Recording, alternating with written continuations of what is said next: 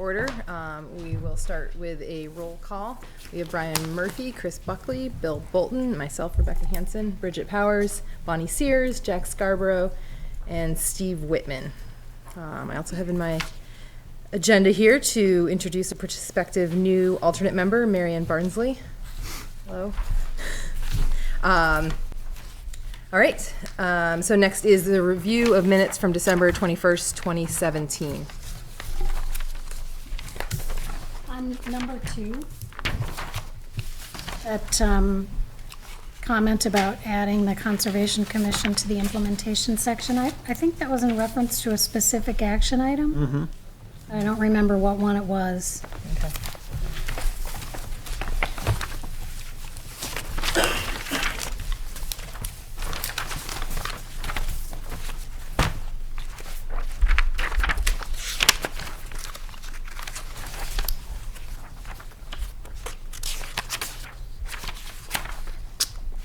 Page 51, number 10.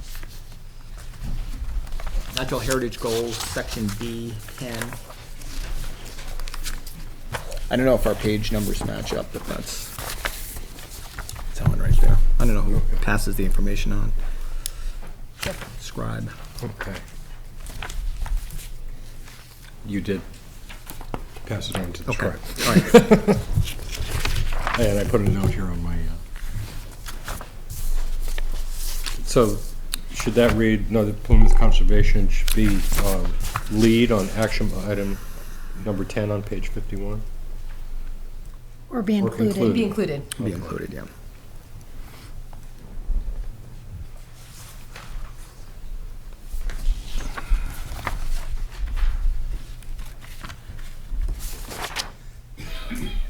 And on number 3, actually, was it volume 2 or chapter 2? Because Jack, you did some work on the land use chapter. Yeah. Chapter 2. Yeah, it should say chapter 2 instead of volume 2. And I think it was actually chapter 1, 2, and 3. 1, 2, and 3. Right. Yeah.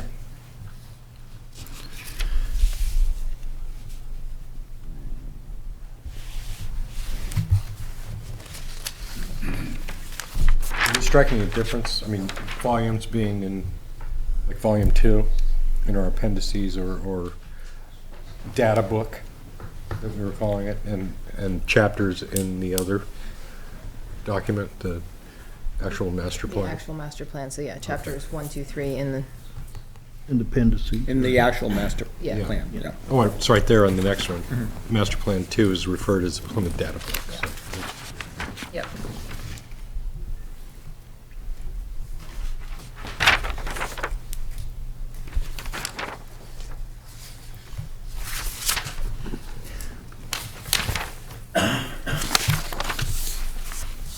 Any other comments on the minutes?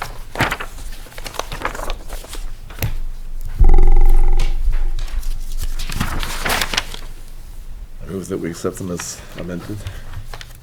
Second. All right, all those in favor signify by saying aye. Aye. Aye. I'm sorry, Bonnie, did you second? Yes, I did. Okay. All right. Next up on the agenda is public comments unrelated to tonight's agenda. Okay, so that we'll move on to administrative matters. The first thing, a non-binding conceptual development concerning future development on parcel number 212-046, formerly the Blossom property fronting on Tenney Mountain Highway. Hi. A few handouts for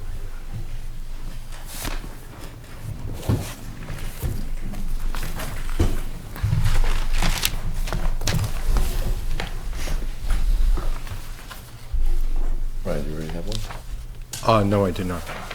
I do not? Oh, thank you, sir.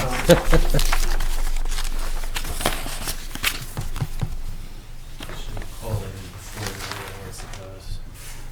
Thank you. Thank you.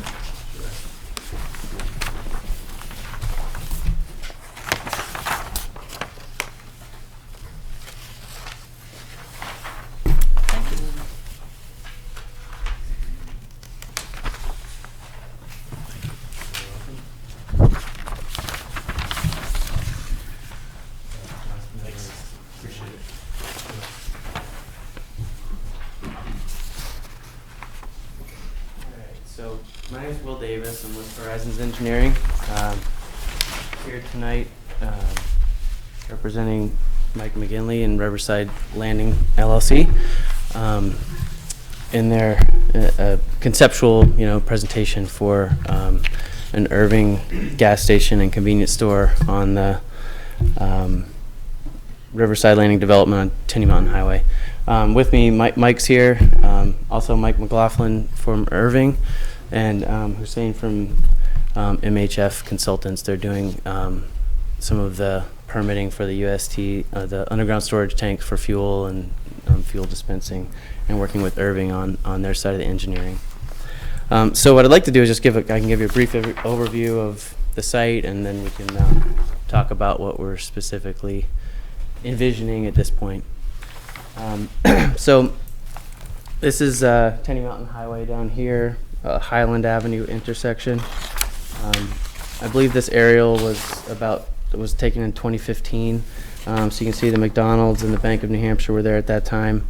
We've also shown the Fairfield Inn and the New Hampshire liquor outlet, which were constructed since the aerial was taken. The area that we're proposing to develop is in the southwest corner here. This is the 7-Eleven. Across the street is Kirk's Auto, and Harris Furniture is right there. Just to kind of orient you to the site. Well, the next sheet shows a more detailed view of the site and what we're envisioning. So I can just walk through kind of what we have here.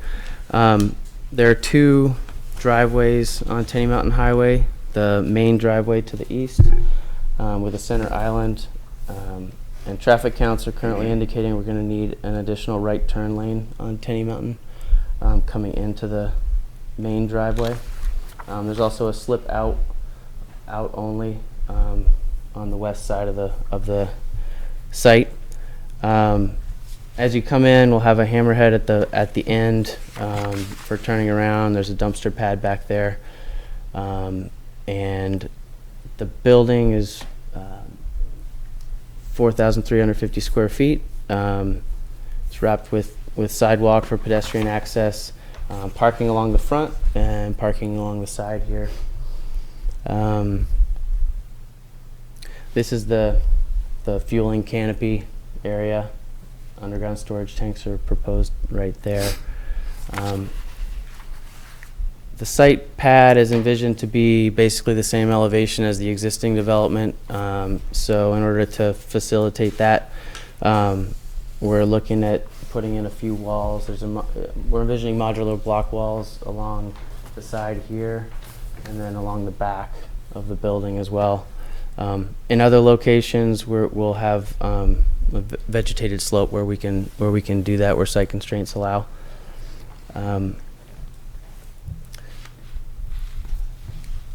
Stormwater will be collected via closed drainage systems, so catch basins and pipes.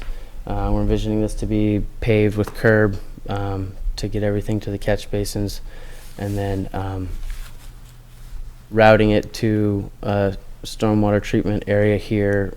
Currently envisioning a sediment forebay for pre-treatment, and then a large stormwater pond in the back, which has kind of been shown. It's preliminary sizing, but that's pretty close to what it's going to end up looking like, we believe. Let's see. So in terms of the drainage, the site will require an alteration of terrain permit from DES on the drainage. An EPA construction general permit during construction to require an erosion and sedimentation control plan, as well as monitoring during construction. We'll need approval from the Plymouth Village Water and Sewer District for our connections.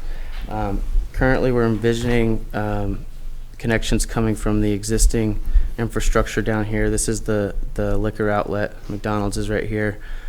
So utilities were stubbed out to the end of the existing road there. Water, sewer, power, and communications. So we're envisioning them coming across country and serving that development. We'll also need permitting through DOT. We're envisioning, we'll need permitting through DES on the underground fuel storage tanks as well as the fuel dispensing.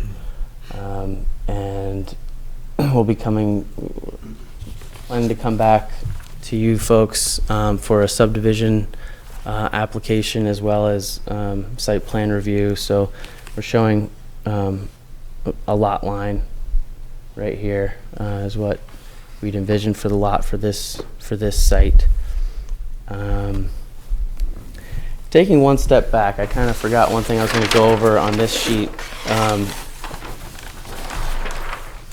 Just kind of stepping back, the overall plan of development, which was approved by the state and by the town a while back, was for a commercial pad that included approximately this area here and a flood compensation area.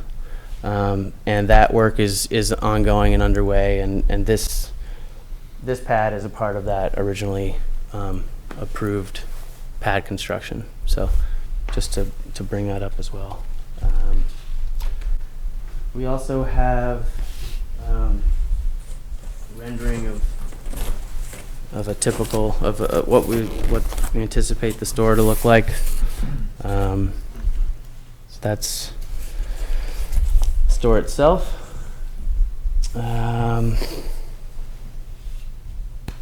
Believe that kind of covers the high points. At this point, if you have any questions or open to discussion, we'd like to hear some feedback and anything you think we could do to provide a full and complete application when we come back. Be welcome. There's like a plateau, there's something there right now, right? There's some alteration of the landscape. Correct. So this,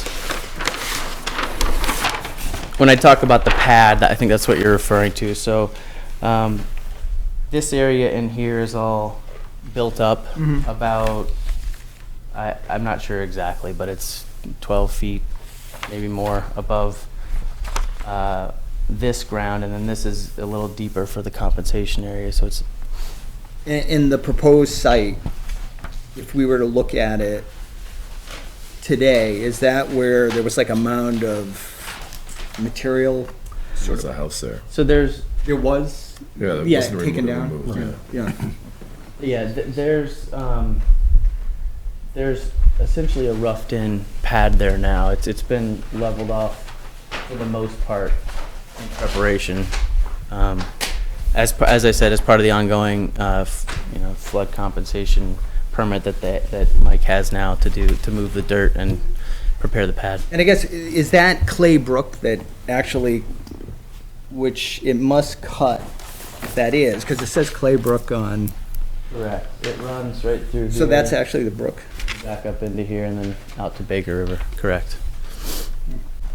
Wood turtles. There's a population in there. I don't know if that's a monitored population by the Fish and Game, but I mean, it's probably a non-issue because, well, I guess why I was asking, I think that's already been disturbed. I think that's a big mound of fill over there anyway, but I should talk to Mike Marchand. Find out if that's a monitored population. I don't know, maybe do something to mitigate impact. I think it's a population of what was the wood turtle. wood turtle? Yeah. And that will come up during our due diligence with alteration of terrain as well. I know the Natural Heritage Bureau will do a review and may make some recommendations. I think that it came up as a species in the area on previous applications. I don't recall if there was any modifications done to the plan. So, is there currently like one curb cut there, and you're going to be putting in a secondary one just to sweep through the parking area, or? Well, there were two there, right, Mike? There Oh, are there are two. two? There were Okay. two. So there was a former kind of commercial site there. that had 2 curb cuts. Another one too. So if you're going to be providing services like water and sewer and electricity and and whatever from the existing stub at the end of that parking area or that road, Mhm. and you're going to go cross country to hit that new stub, and that's like depressed like by 8 feet, or you're going to be going down below the. I mean, it's going to be really. Ultimately, it's going to be very deep, I guess. Right. Well, we would basically rough in a berm in there, and I could take that opportunity to kind of show you. I mean, I can show you the originally envisioned plan for this development, and so we've kind of this area has been developed so far. We're working on this pad right now, and so you can envision a big box is what Mike's currently envisioning here. So it would come right across the front of that for future planning purposes. So essentially, at this time, we would be roughing in kind of a future road subgrade, essentially. The point is to connect the 2 roads, the hammerhead with the existing. Right. I mean, you can see these have been essentially lined up here. May I ask a question, Will? There's an ovoid up by the stormwater retention pond. What is that? There's a what? Oval shape on it. Oh, that's the forebay. So the pre-treatment. There's a smaller basin before. Okay. It's supposed to catch the sediments, and it's pre-treatment. And just jog my memory, what is that big box? Don't know yet. Nice try, Bill. Rebecca, can I build on what Bill asked? So if you're gonna rough in across all the utilities, you're in effect roughing in a road, you're in effect, based on the 4 floods we've had in the last 10 months, roughing in a dam, because there'll be no fill between that and Tenney Mountain Highway. So I just wanna flag that. So it's something that we're going to look at for sure. We may, yes, it's. And you're not gonna allow driving on it or anything? No. It wouldn't be a road. It would just be essentially something to create cover so that we have frost protection for the utilities in the interim. Okay. Essentially. But just knowing it's gonna just be that road going across and seeing what's been inundated by floodwaters so far, I just wanna flag that. But it sounds like you're already thinking about it. So. Pick at an old wound, but you can go directly across the street in services, I think, but never mind. Directional drilling is a expensive endeavor. So. That was the least of the problem, I think. My only other concerns would be, in fairness to the applicant, the same conversations we had with the other development, with the hotel and with the liquor store. So consistency, thinking about sidewalks long-term, thinking about plantings long-term, just consistency across the site. So even if the board were to decide at some point that there wasn't a need to put in a sidewalk or something per se, because there's maybe nowhere to go, to at least have the provision so that if a big box store were to go in or something, it wouldn't come as a surprise to the applicant. Mm-hmm. So in looking at how you're preparing to coordinate your access off Tenney Mountain Highway and all that, I just want to flag that. You'd be interested in seeing some pedestrian access to the highway. Okay. Is that what you're saying? Yeah, and just within the site. I mean, we've seen people using the access that's been built on the remainder of the site as it is, so. I think also thinking about, we've seen a lot of incremental change out here. So adding those sidewalks that later on, when there likely will be some sort of road and perhaps some sort of pedestrian access from the hotel to a convenience store, it seems to be a more logical type of service that someone in a hotel might be interested in accessing. I'm not sure, so.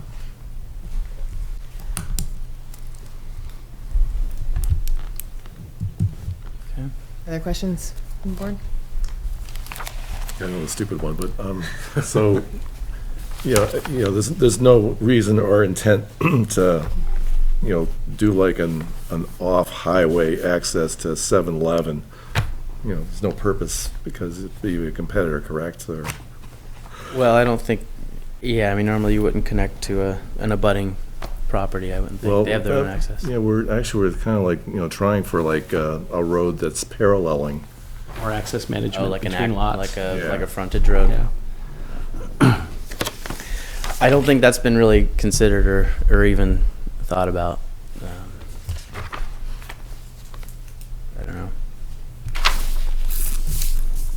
Not sure that it would really, I mean, the site as it's envisioned now wouldn't really facilitate that very, very readily, I wouldn't think. There's not a lot of room in the back either with Claybrook right there. Right.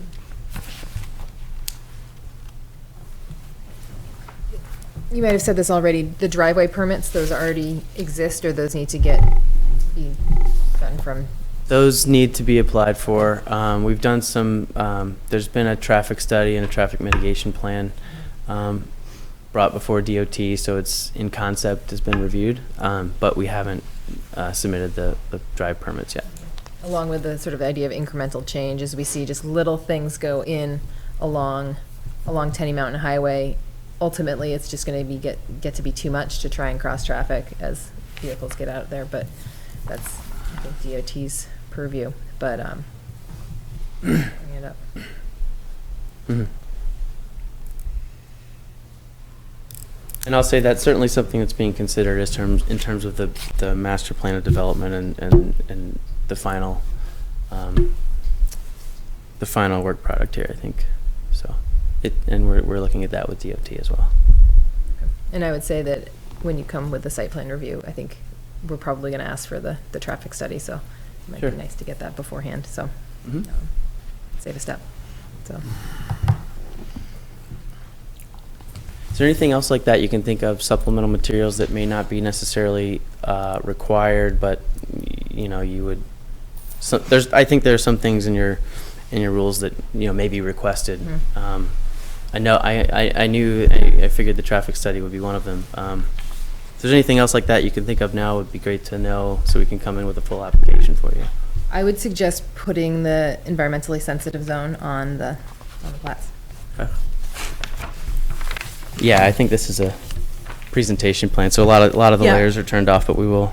Yeah. No, and that's fine, I'm sure that a visual of where that is in relationship with this development will be important for the public hearing, so. Sure. Will the boundary line adjustment take place before the site plan review? Ideally, we'd like to handle that in the same hearing if possible. We would do the subdivision plan first, the boundary line adjustment first. If that's okay, if that works for you guys. Yes. I think that's how we did before. Yeah. That's how we did the last Yeah. one. Yeah. Mhm. I would just like to ask one thing, when it was mentioned about the road, if there could be a road that went from 7-Eleven to, I'm thinking of the traffic and the in and the out, and it is hard to get in and out now, but, this might not even be able to be done, but if there was a road, a secondary little road that went from 7-Eleven and would just bring you somehow right here without getting onto Tenney Mountain again. So if somebody was gonna do multiple things, come here to your gas station, then they wanted to go over to McDonald's, it wouldn't be come out on the highway, go back in, come out on the, if there was, I don't know if it's even possible to do it, but I'm just thinking that would probably be great for a lot of people that got many different stops to make here the bank and whatever. Just my thought. Is that something you all are looking at in terms of master planning? Well, Just- me alone thinking as driving in and going to different places, if I had, it would really be a job to get in here, then get out through the traffic, then get back in here, then get out in the traffic, and I'm sure everybody else that drives around there and has multiple things they want to do in this area, it would just be so nice to just, and then get back out on Tenney Mountain. Yeah. Well, and walkability is a desirable feature in general. That's according to the survey. Yeah. But there again, the walkability, if you're gonna park here, say at your Irving, and then you say, okay, now we're gonna walk over here and walk over there, well, we've taken up your parking place here for an hour or two if they get a lot of things we wanna do right here, which wouldn't be fair to you, or wherever you're set. Right. It's just a thought. Mm-hmm. Well, Tenney Mountain Highway's, always rising to the top as far as traffic concerns. And DOT's long on record about development roads, you know, with very few curb cuts. Yeah. When this project is built out, there will be a way to get over there and do your interior shopping and then exit through the light. But at this point, it's just at a remove from the rest. And, Yeah. you know, you're putting in the utility protection berm, which will eventually become a road at some point in time. Right, so I mean, we aren't envisioning a connection to the 7-Eleven site, but the full build-out will certainly connect this Irving site to the rest of the site. That's the master plan is still kind of the original vision there.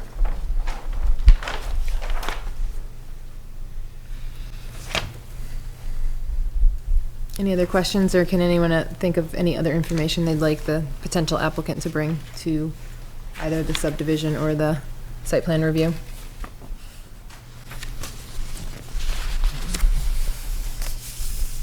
Any other questions for us? Will we be coordinating with your engineer on a review of this, do you think? Okay. Should we do that, can we do that before the hearing, potentially, to have his or her comments ahead of time? Yeah, I think we typically do that, don't we? Just get them vetted and Sometimes we get them hammer out the day details of the later. hearing, but, okay. If we could get them a little ahead of time, it'd be nice to be able to address any comments, you know, before we show up, that's all. I'll tell them it's okay to talk to you. That'd be great. Is it Mike Vinali still? Yeah. Okay. Yeah.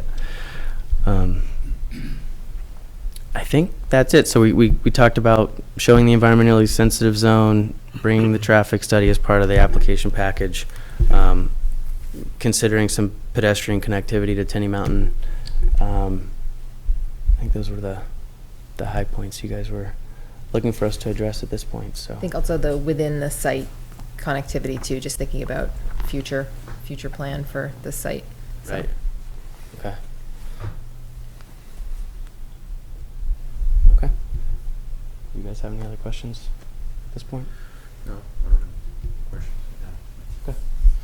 All right, I think we're good then. Thank you. Appreciate your time. Thank you, Will.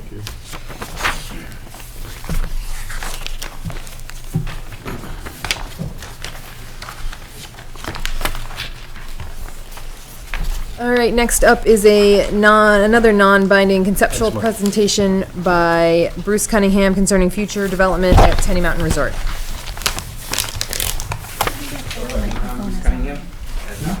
That microphone is on.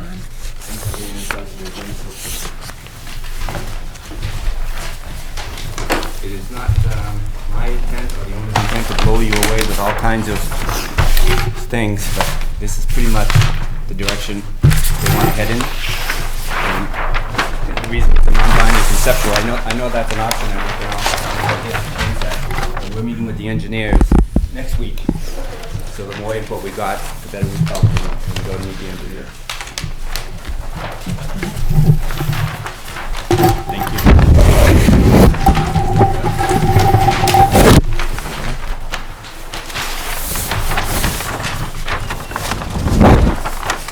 I'm gonna move it right in front of you. Is that all right? I'm doing share with Brian and I can share with Beth. Oh, okay.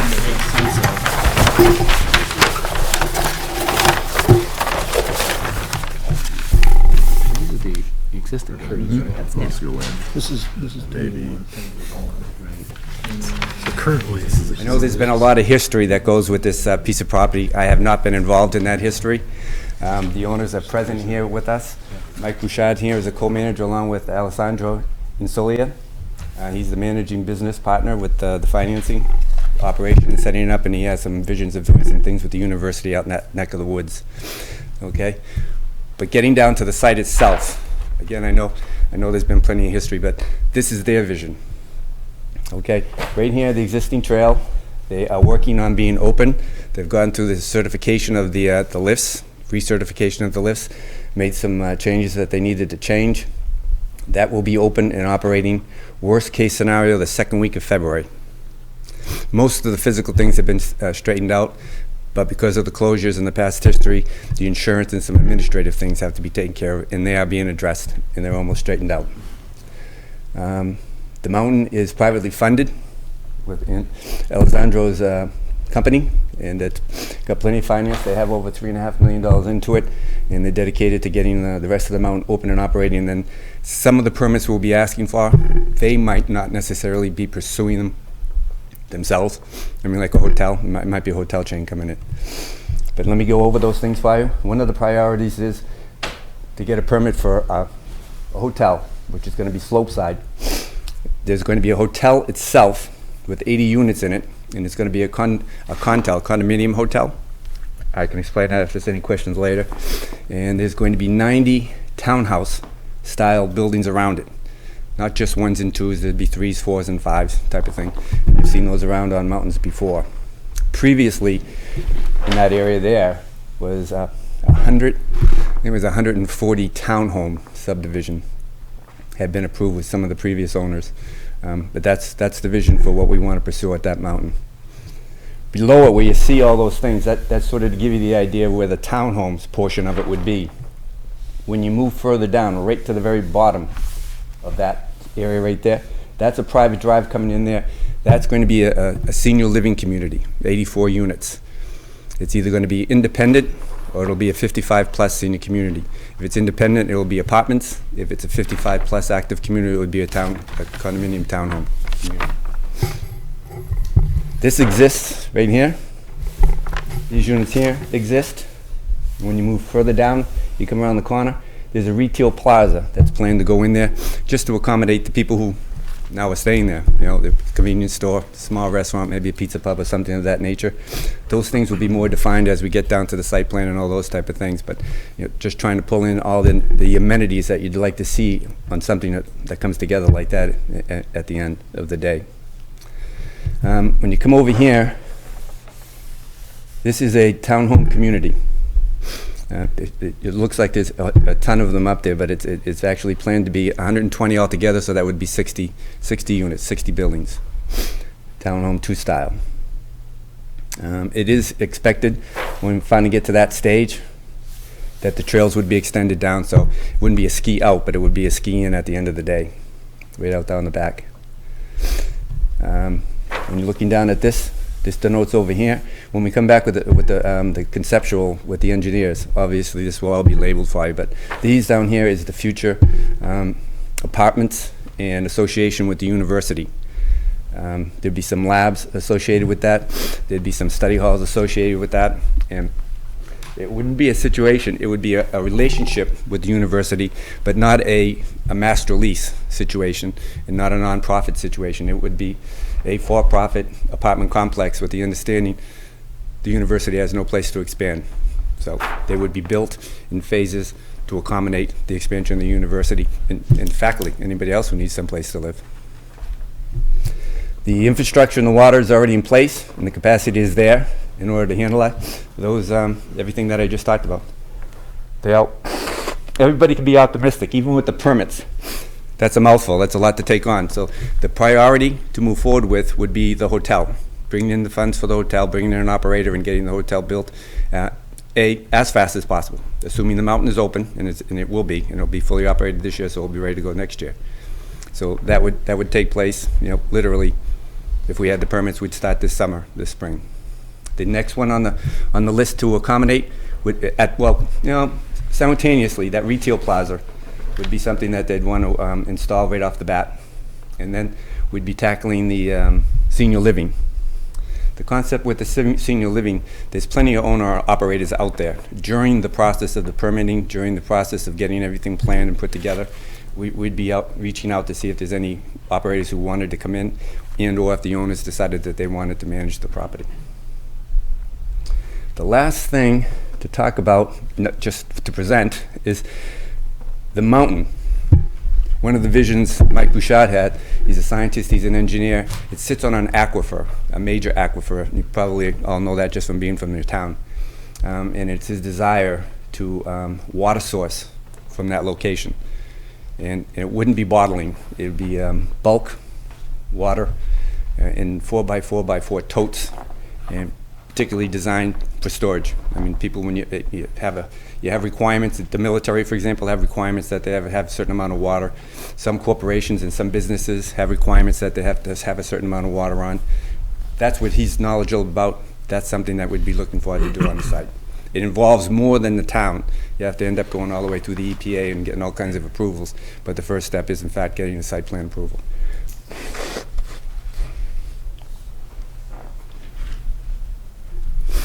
Realistically, just for my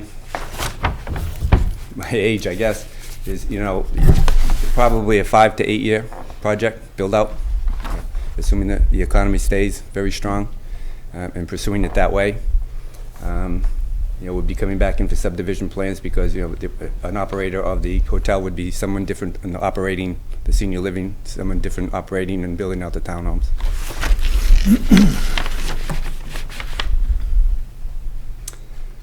When it's all said and done, it is also going to be year-round activities there. There's a climbing wall, a natural climbing wall. I mean, they haven't put anything in there. It's a perfect location to put a zip line in. Again, this isn't what these people do for a living, but those type of things would be walking paths. I mean, you're going to have seniors out there as well as other people, jogging paths, bike paths. So it wouldn't just be trying to get the skier that comes in for the 4 to 5 months a year. We'd be trying to bring everybody else in too. At the end of the day, one of the perks, from a developer's point of view, I suppose from a town's point of view too, is there's enough water on this site that has been approved for the subdivision that to be left over also, and that we could accommodate the town by providing additional water sources to the town, to their municipality. I know it's private, but they would have access to additional water, so you could have additional expansion somewhere else in town.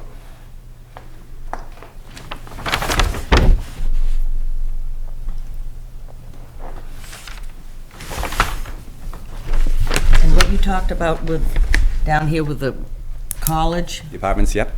Yes, that is not owned by the college. It will not be owned by the college. It is owned by whoever, so that there will be, we will have a benefit for taxes from that. Yes, I prefaced my remarks saying I had not been to your town before, but I have done my homework preliminarily, and there will be a restriction with the deed. It will not go nonprofit. It will stay for profit, and the university won't be taking it over.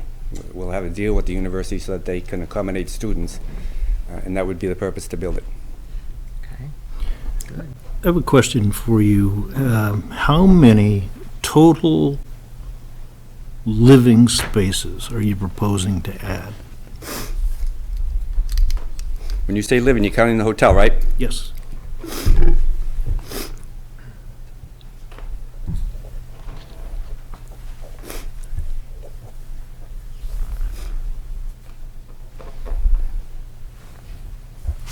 $335 approximately. 335. Plus a water packaging facility. The reason I ask, I know for a fact that we can drain that aquifer in under 12 hours. Continuous use. I've done it. I wasn't going to question you. I mean, I understand how water works. I have not done a water project, but you have to go in and get your engineer's report. It takes about that long to replenish. That is a 630-foot deep well, and pump house is below it, down around that top pond by N building, and it pumps back up to fill the 536,000 gallon tank that's online. One online, the other's off because we were insufficiently utilizing the water. It went stagnant. We took some back T hits. So I understand the volumetrics of the well that we've got. I also understand that there are 2 wells pre-dug to act as backup.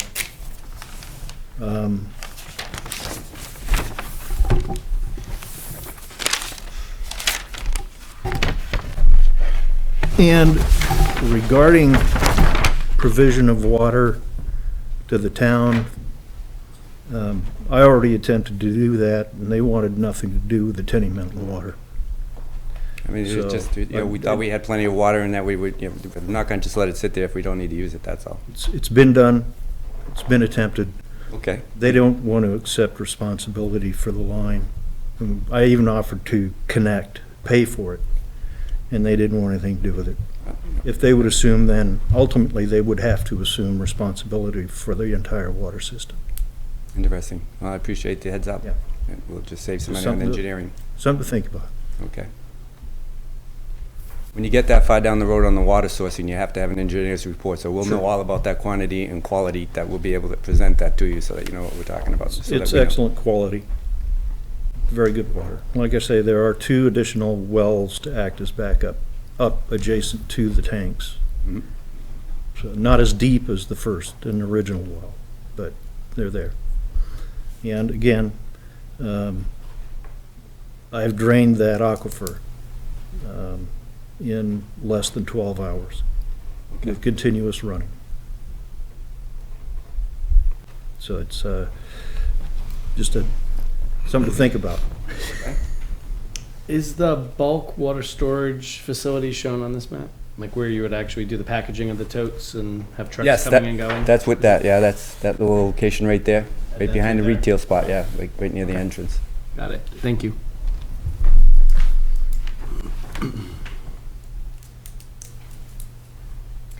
You said the second week in February, what, is the ski area gonna be open? Is that what you was? Yes, Is it really? yeah.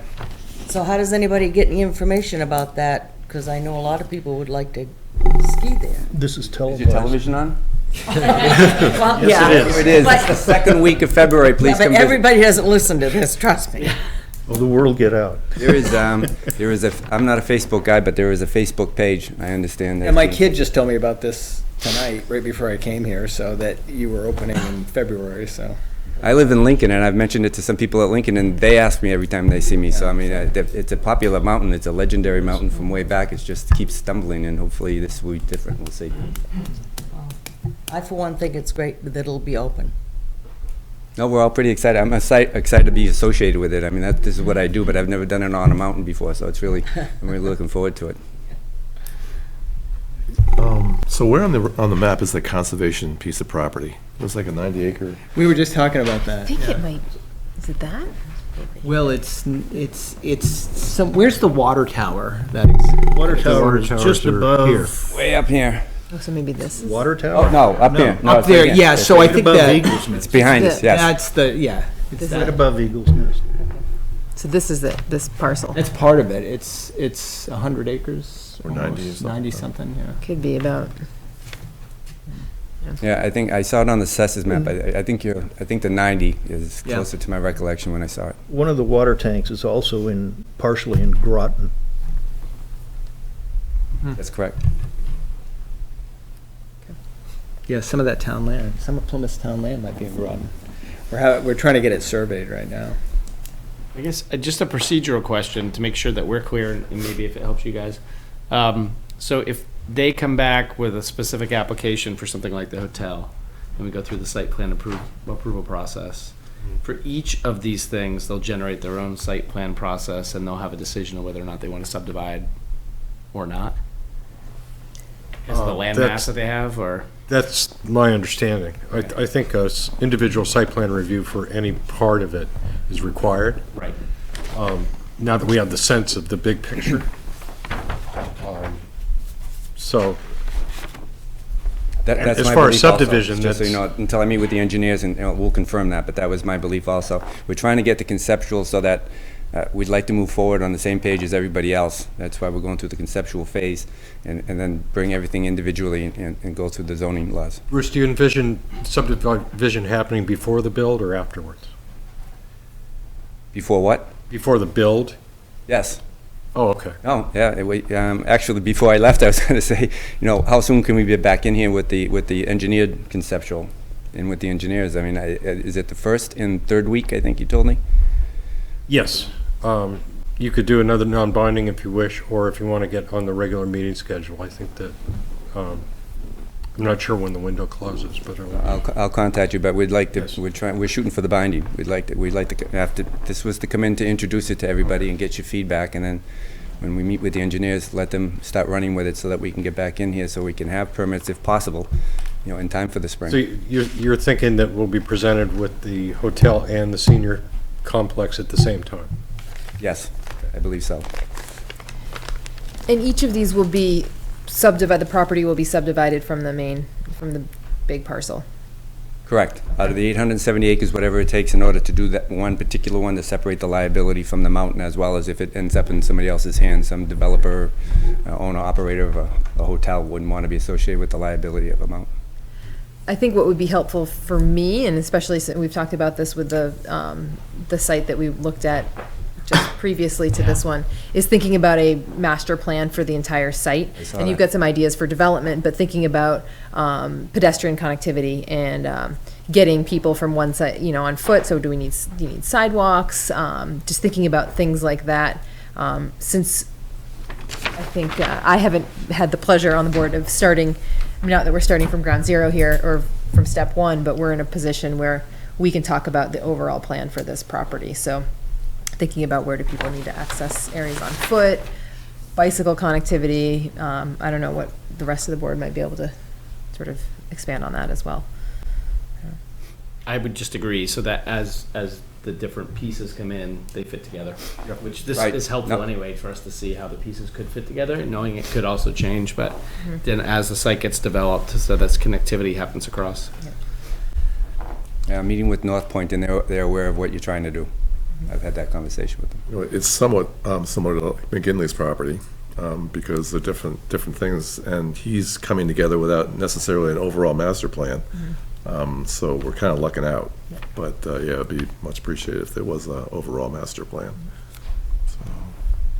I don't mean to throw a wrench in the works, but I've heard from folks up at Tenney and had been questioned by folks up at Tenney.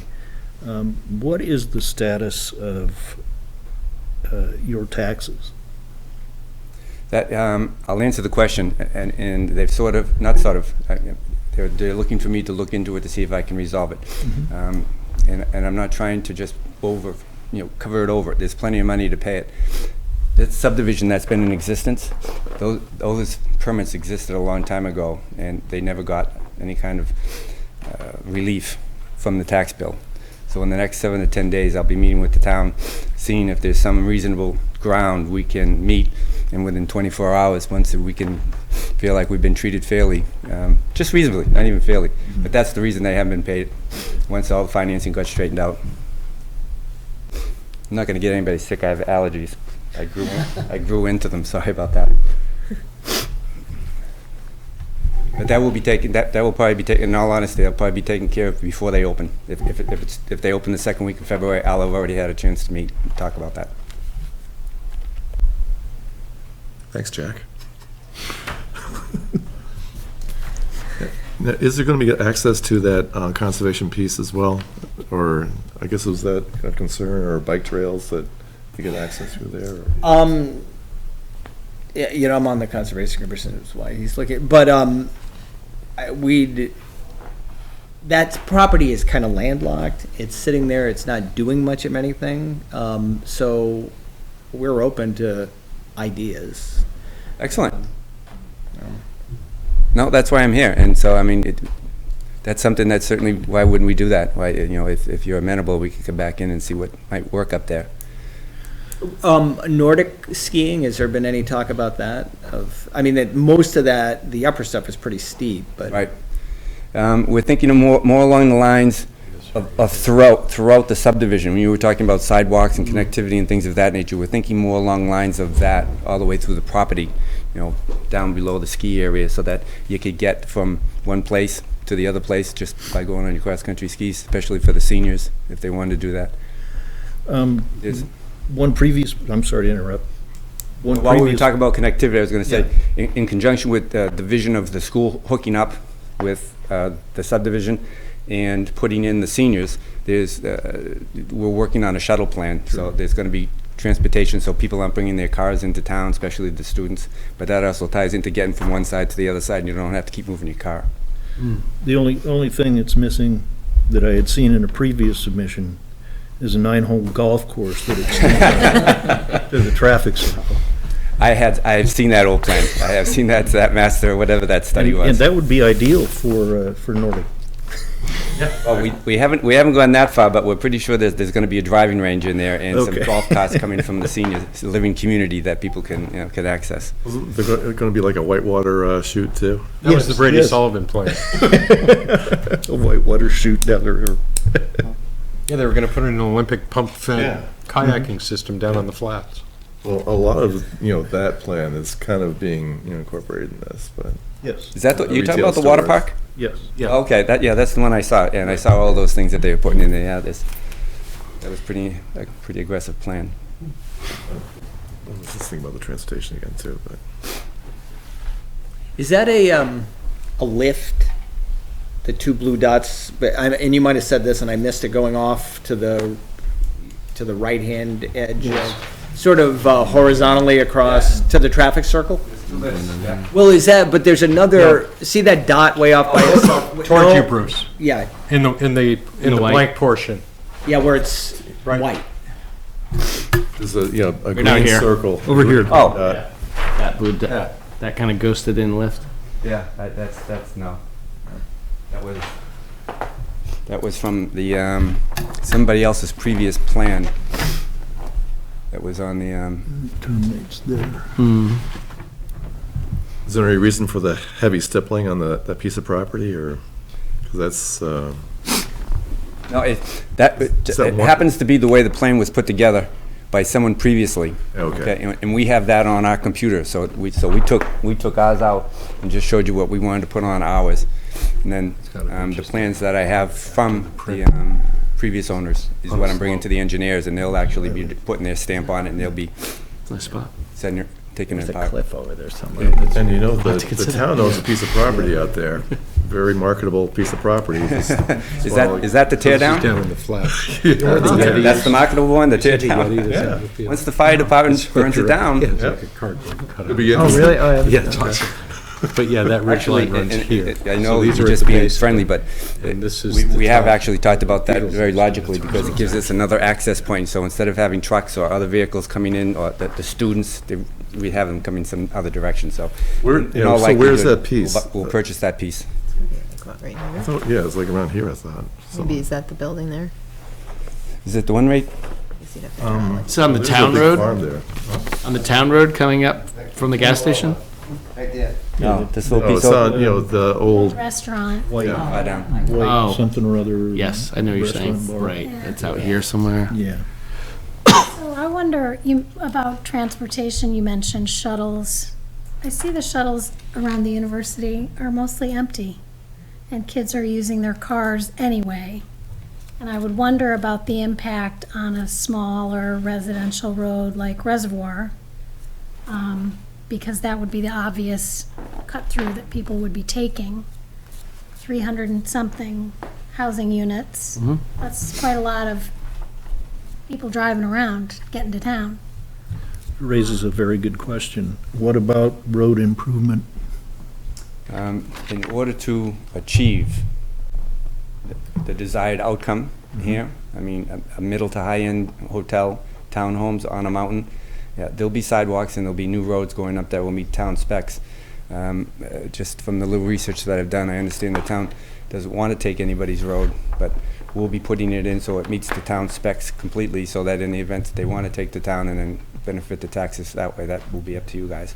And for your info also, the senior shuttle does run to Tenney. I see it frequently up there. I believe you were talking about the students, though, not taking advantage of the shuttle. They can be there. Yeah. I They thought do that- during the day, during the week. That's when it seems to be busiest. There is still a heavy amount of driving each other to class, even when they live on Russell Street and coming here. So Right. this presents its own, this is a different dynamic that we haven't had before. Right. So it's hard to know. Yeah, I think it's also, talk about Reservoir Road, we can also talk about Tenney Mountain Highway. right, Yep. right, because it's gonna be Traffic one there. way or the other. Yep, Right. so. I think the default would be Tenney Mountain Highway first, and then Reservoir. Took me years to discover the back route. Oh, I don't know. People buzz by my house like, I think it might push more people to Reservoir. Yeah, that's not It's big. just another opportunity.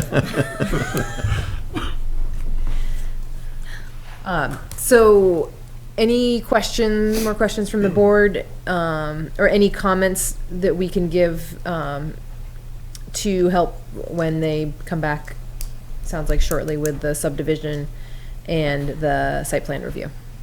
I think it would be helpful for us. Aside from the talking about, sort of putting it into the bigger picture and the bigger master plan for this site. Anything beyond that from anyone? I will email, while you're thinking of any questions, I will email Brian. He just said that he'd prefer electronically getting some information, a breakdown of those numbers you just asked me about the different communities. Super. So that you can see what we're projecting.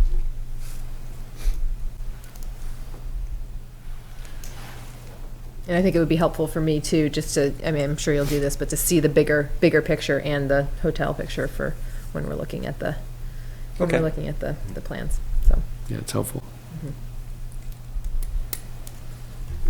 Thank you. Thank you.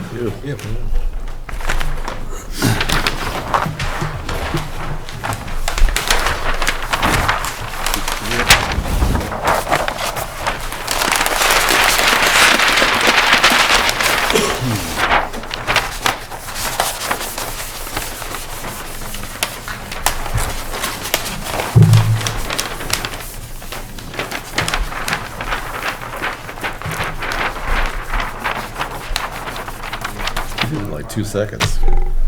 He did it in like 2 seconds. See you later, Mike. I'll see you. Should have let you do it then, huh? Yes. Okay. One of those Okay. and pass it.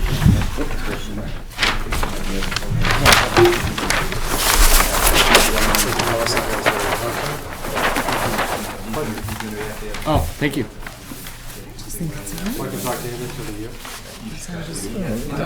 thought it was a one for 5 times. Have you? Yeah. There you go. Forward to working with you. Okay, this is my first, so it's like, oh, I've heard about it for a while, but Scary. you can go up.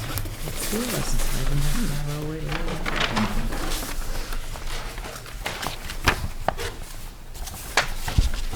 I love the idea of a zip line.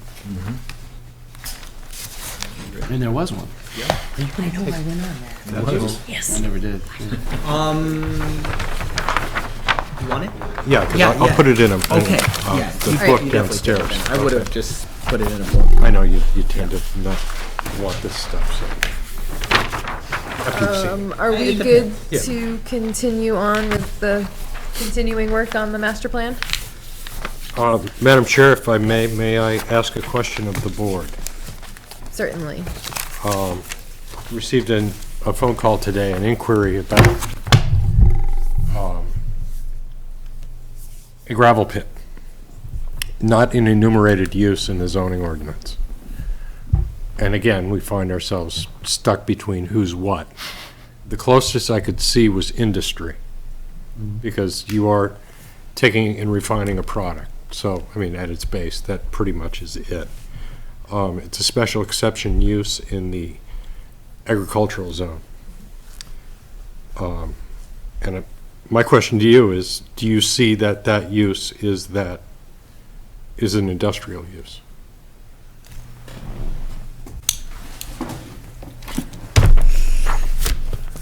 It's kind of, do you have something? I was just gonna look at the zoning ordinance just to see what the definition of industrial use Yeah. was. It may not be in because it's one of the headings in the table of uses, but it might be. It's, wouldn't it be closer, more akin to like a forest product, like taking timber off land, or? Would that be Seems weird that we industrial? don't have it. I would agree with Brian that it's more processing, heavy industry. It's kind of, from like a neighbor perspective, it would be noise and dust and that type of stuff we'd want to be aware of.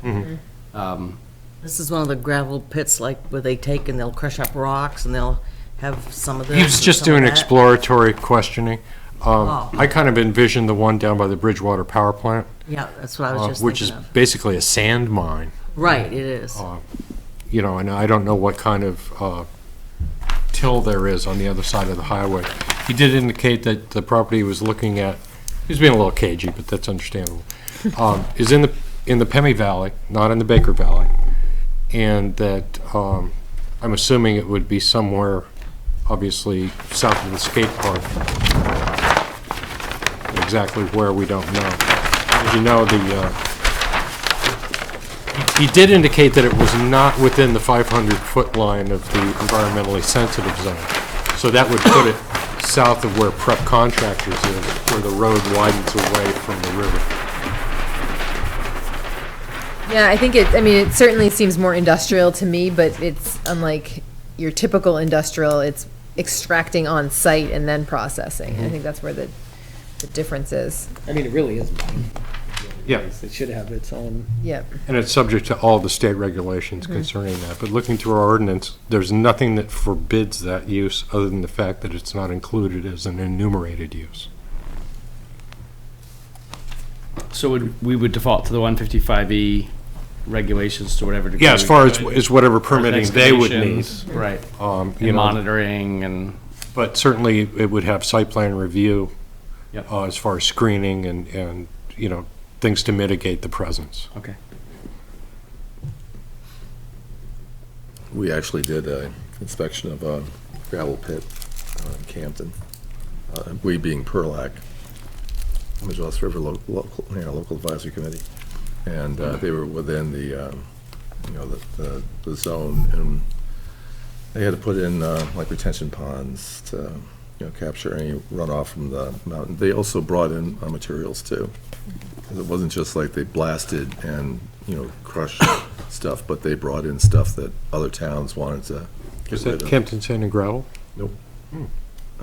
Forget the name of it.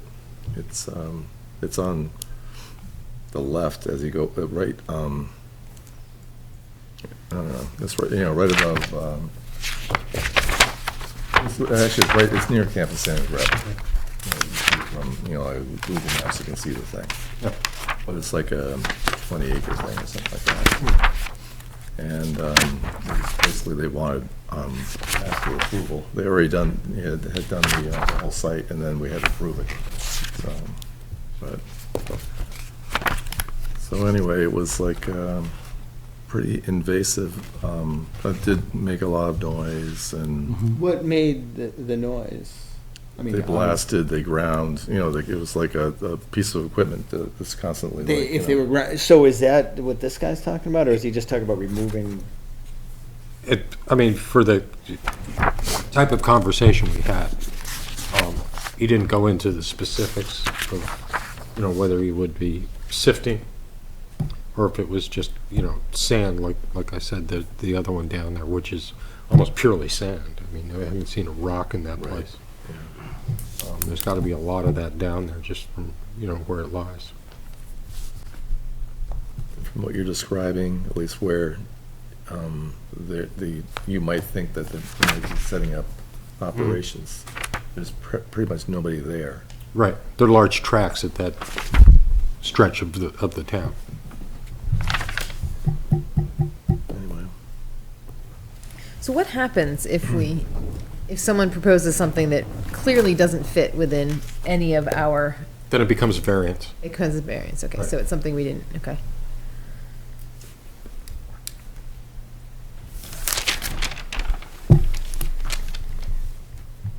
All right, what does everyone think? Does the extraction, does that make it different? I think different enough for industry. and why haven't we kind of like faced this before too? Because there used to be so many little gravel pits. Farmers had gravel pits. We had a gravel pit on our property that was slowly filled in by trash. Those giant ponds off the interstate, that was the reason those, not the horseshoe one, but the big giant one, that was mined. Yeah, that one up by Dug out. Campton was created just because they wanted to tap into the esker. Yeah, and the same thing, and this one down, the big one down here too. Oh, across the river from us? Yeah. Okay. That was. Oh, that was 93. And that's what they used that material for. But, I don't think back then people Yeah, permitted cared. anything. Yeah, no one got permit, there wasn't even zoning, so. Yeah. Do some towns that face this more actually have a mining designation? I'm sure that they would. We check Campton. We actually got several sand and gravel pits. Yeah, there are towns that do, and there are towns that then they regulate, like they'll do annual site visits and just kind of keep a tab on whether a pit is active or not. And then there's the 155E stuff that's all, what people have to pay as far as, taxable revenue for materials that's excavated. But like Brian said too, some of the sites are also bringing stuff, gets complicated because then they're bringing stuff from other places and processing it because the equipment's available. So some of it might come down to the specifics of what gets proposed, if anything, here. Yep.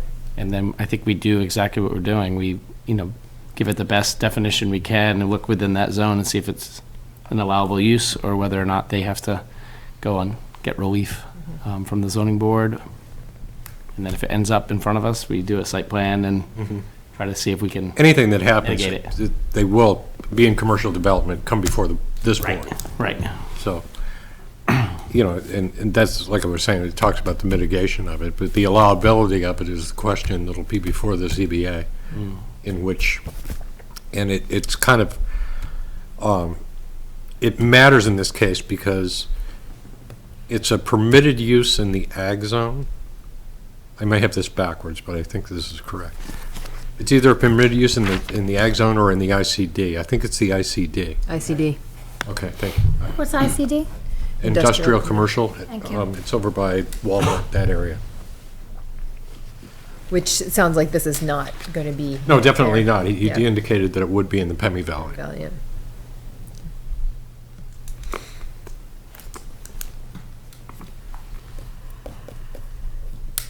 Does that give you enough information to proceed, Brian? I haven't heard a decision yet. So I'm just in the dark as I was. Yep, okay. So it sounds like, what Steve said was it kind of depends on specifics. Yes. And so we'd need to know a little more to be able to provide more So information. would you be saying that as a strictly mining operation, it should be the special exception use? But if there's more, see, and that's, if it's industry, and because it's such a general term, certainly coming into that aegis, and the claim could be made, well, making asphalt is the same thing as what we're doing. We're using the name materials and we're putting oil to it. So, where does it change? See, to me, where it changes is when you're actually extracting on site, is when there is excavation that's happening and processing. It seems like processing is industrial. Extraction is something that we're not covering. Okay. That's what it seems to me. And I'm not familiar with much in here to know if what's covered, if we'd be covered enough by state statute. As I just have no idea. Yeah, because I imagine there's an alteration of terrain as Yeah. well as the extraction True, too. permit. Right. So, and I guess I just don't know, is that enough to sort of cover what we'd be concerned about with gravel sand extraction? They're talking about the physical and fiscal impacts of Yeah. it in that book. And I think that the concern here would be more on the social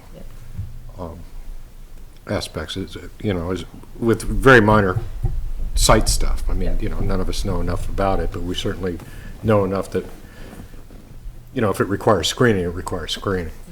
But, as far as interior layout of how those things work, it's a little bit different.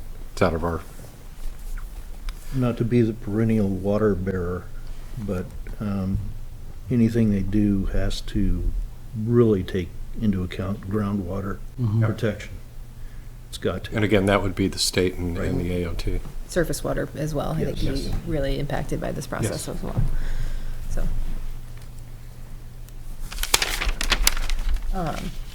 So, Do we have? let's put words in your mouth, but are we going to make the difference between extraction and then off-site materials processing? Is that where we draw the line as far as what is?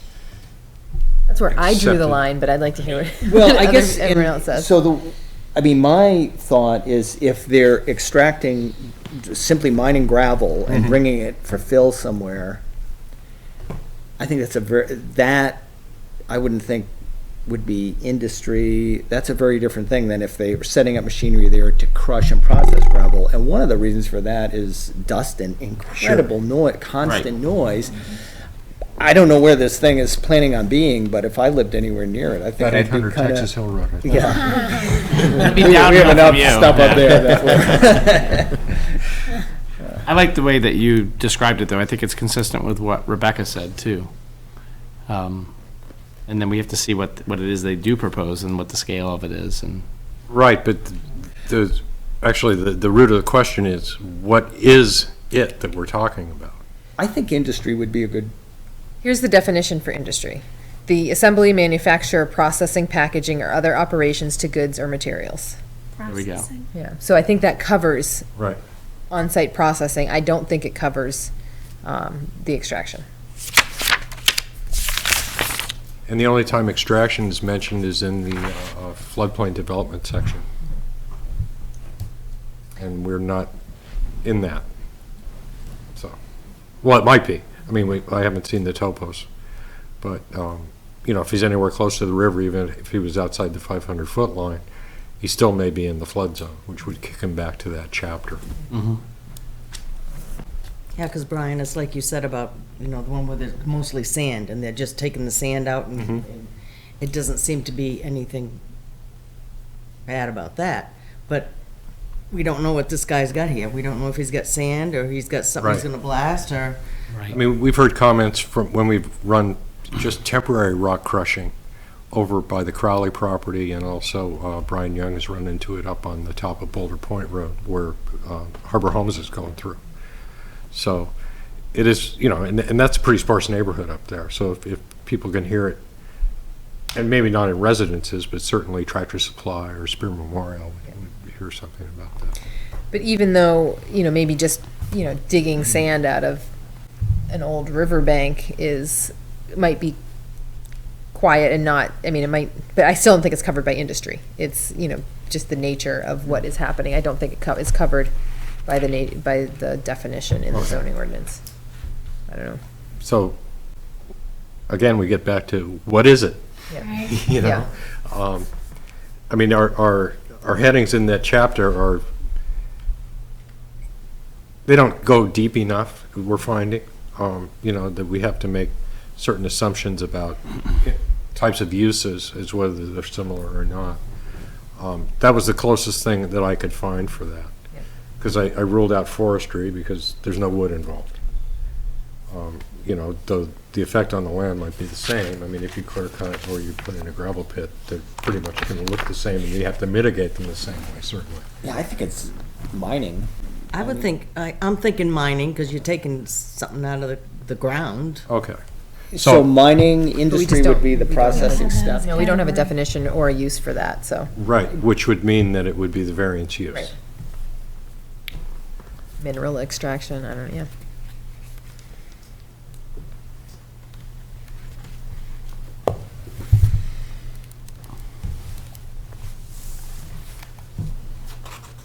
So it's not similar enough to the industrial use to be umbrellaed under that.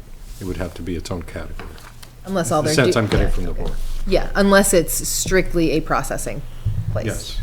So if there's extraction involved, Well, yeah. In there's other an- words, yeah. somebody could put an asphalt plant there, because that's processing, yeah, but they couldn't mine right. unless they had the yeah. mining Or I could aspect go of there it with a too. dump truck full of rocks and they could grind it into smaller rocks. But they couldn't take rocks out of their own site Okay. to grind them, right? Something so simple. You Yeah. think Yeah. it wouldn't be all this.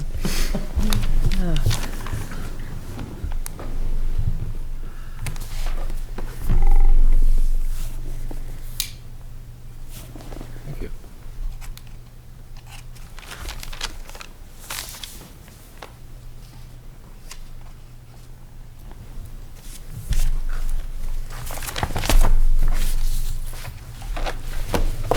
Anything else, Brian, before we get into the master No, plan? that's it, Madam Chair.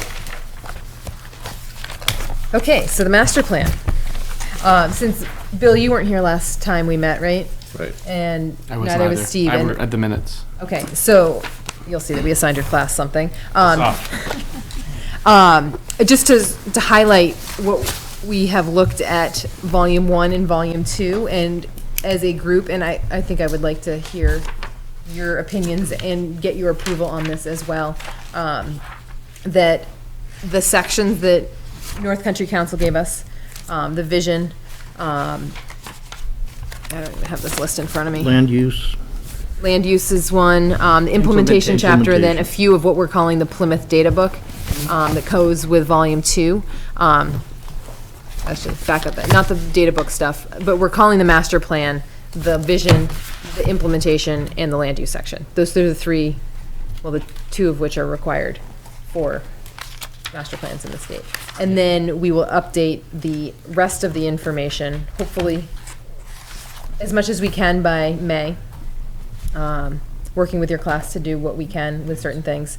But those will be supporting information that will be supporting as extra data, but it's a little separate from the core of the master plan. So it's a supporting information. So, what do you guys think about that?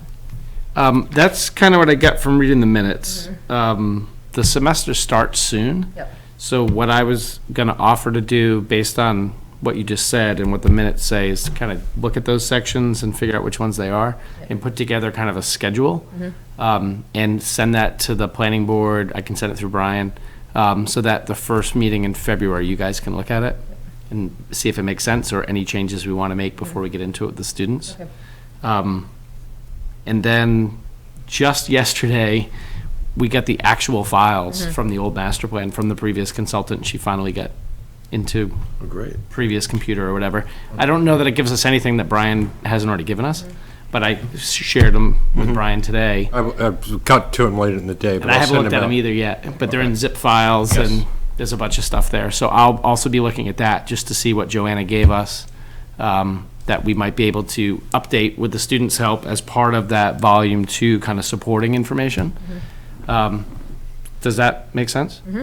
So that leaves me with one question, which I guess for us, like thinking about how we're going to roll forward with volume 1, if it's, and I know it looks like Jack's been kind of working on, Jack and Chris have been working on trying to condense, streamline what we have. So we're going to have vision, land use, and implementation actions.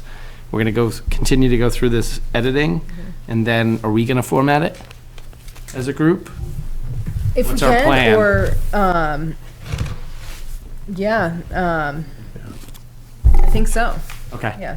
Unless you have some eager students that want to, Well, I can see what they have for skill set, if any of them have any graphics background and use InDesign. If they do, that would actually be a pretty good use of their time to do that. But yeah, I and wanted to check with the board. Jack and I have spoken about this. I think there's some obvious places to pull out information to, pop out, highlight information in ways that's kind of grabbing, instead of having just page after page of word processor text. So I think that we can actually go through, once we have sort of the text we want, I think we can go through and sort of highlight things. It's like, this could be a good graphic, this would be a great visual. That'd be helpful. So, rather than the tabular formats that are Right. presented. Right. okay. But I think where we have bulleted lists within the text, I think that's a great way to just highlight things in a way that's really engaging, Okay. so. Cool. That helps. What do you think, Bill? I actually saw the meeting. Did? That Wow. was like completely in the back of my mind someplace, but, Did I say anything that was wrong? no. Yeah.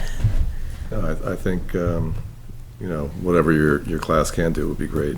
But, and I'm fully prepared to format to my heart's content too, for that matter, but. Yeah, the idea we were thinking, well, you watch, so you got this, it's just, we've got this, the core information and then all the supporting information, which is really interesting, but it's a little, it's beyond the scope of what the actual plan. So that's kind of what we were thinking. Okay. So having something that's condensed and readable, and then more information if people were to look for it, so, That sounds great. yeah. So it'd be some data, but also like links to Yep. volume 2. I did meet with June Hammond-Rowan, who also works on campus and had been working here in Town Hall, and she was looking for ways she could have students help this semester.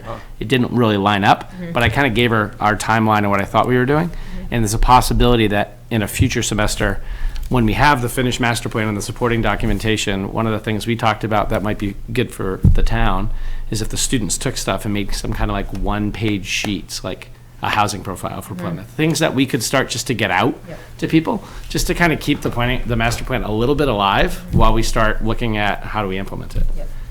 So she was interested in that because it was, really kind of clear boundary things that they could draft and they could give to us, and we could decide if we wanted to put out or revise and put out or whatever. But either way, they would get good experience. So that's out there as an offer in the future. I have spoken to June a little bit as well, but not for a Great. little while, so. Okay, so, we had some assignments, to review our chapters. And I have not edited as heavily, like I said, Jack, that I would do at chapter 2.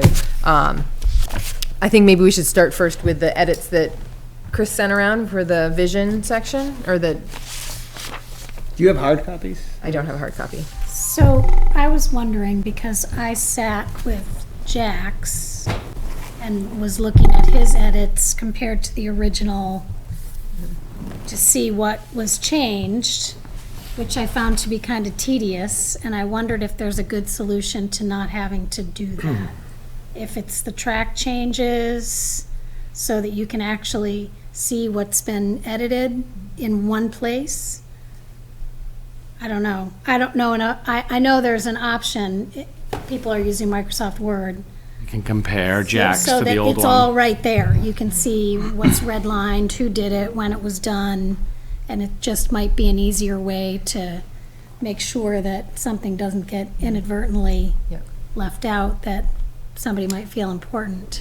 So are you thinking that things have already been, left out without doing track changes, or? Well, no, I'm saying that what I did was I took my original land use hard copy and I sat with my computer looking from it to Oh, Jax, okay. it to Jax, it to Jax to find out Yep. what he, okay. how he edited it. Isn't there a compare function in Word? Like we can You take can what Jack's combine, already done yep. and it'll tell us what's changed. You can do Then we that. could always do track changes going forward, but that way he wouldn't have to go back. Before we get You would too, know. before we get too far down that road, I just want to make sure everybody is on board with us using this methodology, or this method, I guess, and The method being, using track changes in Microsoft Word. And it's something I'm comfortable with. Yes. I'm comfortable with it. You guys down there comfortable with the tracking Yeah. changes function? Okay. What's to be uncomfortable? What's to be Bonnie uncomfortable? nods. I love it. What's that? It's wonderful. I just want to make sure everyone knows what we're talking about. Oh, And that- like, yeah, oh, are we and that, familiar? and that we can all use it. So I don't Well, I want to be probably eliminating can't. anyone from the discussion because they're unfamiliar with the technology. So, so if you're editing, you just have to turn it on, Yeah. right? And if Yes. you're looking at it, you just have to put it in that view. yeah. So it's pretty Okay. friendly. Load up the two different documents and it'll compare and contrast them at the same time. No, as you you're see editing it it. all on, Yeah. the version that's being worked upon. Yeah. It can get messy too, though. If we start moving giant sections around, it can get really messy. You can. So, But it sounds like we're doing more consolidating and streamlining Yep. based on what's happened. yep. And I think the only thing the one chapter that I think needs some actual moving around, which I think you ended up doing fairly well, Chris, was the moving of the vision To the beginning. to the beginning. Yeah. Good. So we don't bury the lead. That was just a small blurb that I had out Yep. front. Yep. I was thinking, when we had talked, wanted to change that title. And I thought maybe we could call it, what did I think? Introduction, as opposed to vision. Yep. Because we do have that Yep. whole section of vision throughout the document, or within the document. Yeah, and the other thing we can do in the track, or within Microsoft Word is add comments too. And so if you're thinking, I think this needs a different title, what about this? You don't actually have to change the word. You can just add a comment so people can see kind of what you're thinking. So do we want to, All right, I call it red. yeah. My computer probably has some weird name too, that, yeah, but, Red is so angry. yeah. It's me. Okay, so I am happy to try and combine, I mean, I have combined copies before. I can do that if then we want to start passing on can we just pass on copies from one person to the next without it being a, Without commentary, I give that some more thought, since there is a lot of documents that are going to be flying around. yeah, If you just put out, this is the section that I worked on, Mm-hmm. and then, bring, what they don't like is chain communication or any form of a quorum outside of the meeting. What if you're on the included in any conversation? Then I go down in flames with you, Chris. But aren't you so isn't that sort of your Well, it function? depends on or role? content. If you're going, hey, what do you think about this? That would be a no-no. Right. But, for your consideration, this is what I've come up with so far. It's all about perception in that. And, I think we're doing real good with it. You have a good understanding of what you can do and what you can't. So, anything up to that limit is totally legal. can we do what we were talking about last meeting and just consolidating the process to a editing subcommittee or a subgroup where we Yes, don't you have can to form a worry about subcommittee. we don't have to worry about the chain of communication and. But you'll have to keep minutes. Oh, Ew. guess I'm trying to be too devious here. You're trying to be efficient. Yes, I am trying to be efficient. I'm just trying to avoid, I think it'd be nice. If you could put it out without comment, other than, this is what I've come up with, Yeah. Right. or, then that's fine. Yeah, I guess I'm Because- worried about the comments within the text. That's like, I like the way this sounds, and then someone else says, me too. Yes. So, That needs to be avoided. okay. All right. If it requires going through town hall to get it back out, I'm more than happy to do that, just to keep you guys out of trouble. Okay. Because you never know. So I guess posting on Google Drive is a no-no. Yeah. Which would maybe be, but maybe we can just do one at a time editing. So we edit it, send it to Brian, and then someone else, or say Chris edits it, then I take it. Right. The problem is getting, information back to you. Yep. I mean, because I can conceive of, where suddenly the documents are out there and it's silent until the next meeting. And even though that's like totally legal, it's like totally inefficient. But, it's always personal comments that kind of get into the way of stuff. It can be seen as having a secret meeting. Yep. In Microsoft Word. Yes. At some point, we're going to present this master plan as a draft to the town, right? Right. And we do that and we can continue, so we're going to get feedback and we're going to continue to work on it anyway. Yes. And we want to get this thing out sooner rather than later. Yes. Honestly, when I took the stuff home and read over it, I thought it was fine. I really thought we could send this out tonight, and I didn't think there was that much to change. Right. So, and I know Jack stripped a ton of stuff. You did great, but that was your instructions to do that. I thought in the vision section, something very important was lost by trying to take that much stuff out.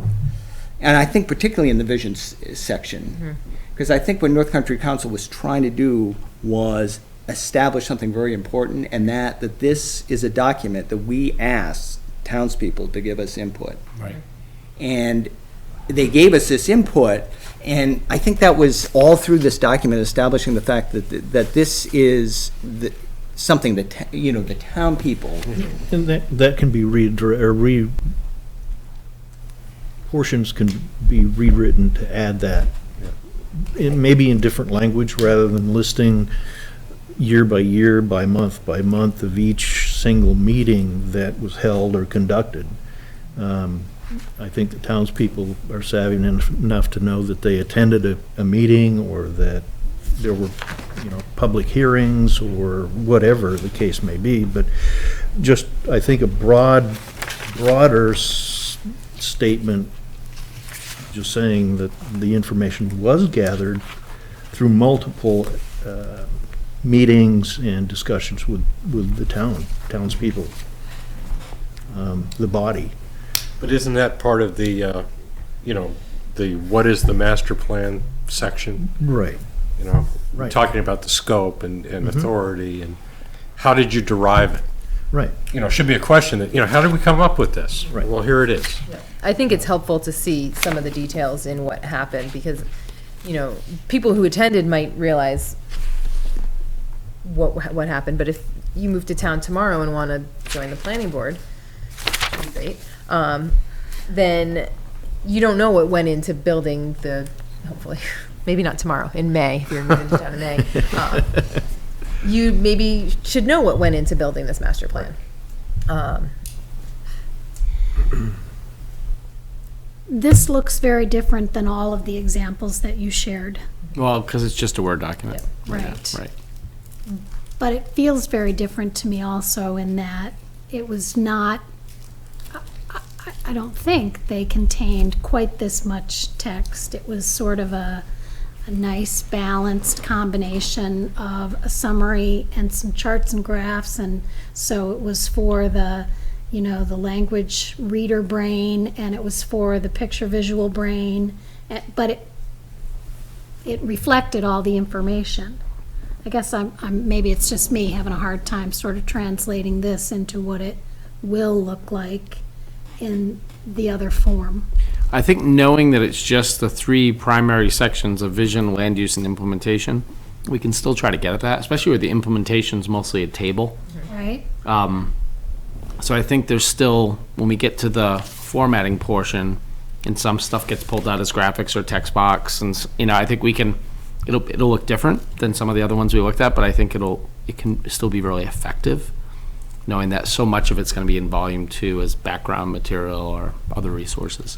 So then it makes me wonder if we're sort of putting the cart before the horse, because if we're doing a lot of editing on text that's going to be translated into something different, visuals, or do we need to spend the time editing those sections that are just going to be changed to a visual format? I don't know that many, it's hard for me I can't speak on behalf of the board, but I'm not thinking that a lot of this text is going to go away. I'm thinking you're going to have it, but they may be supplemented by a visual.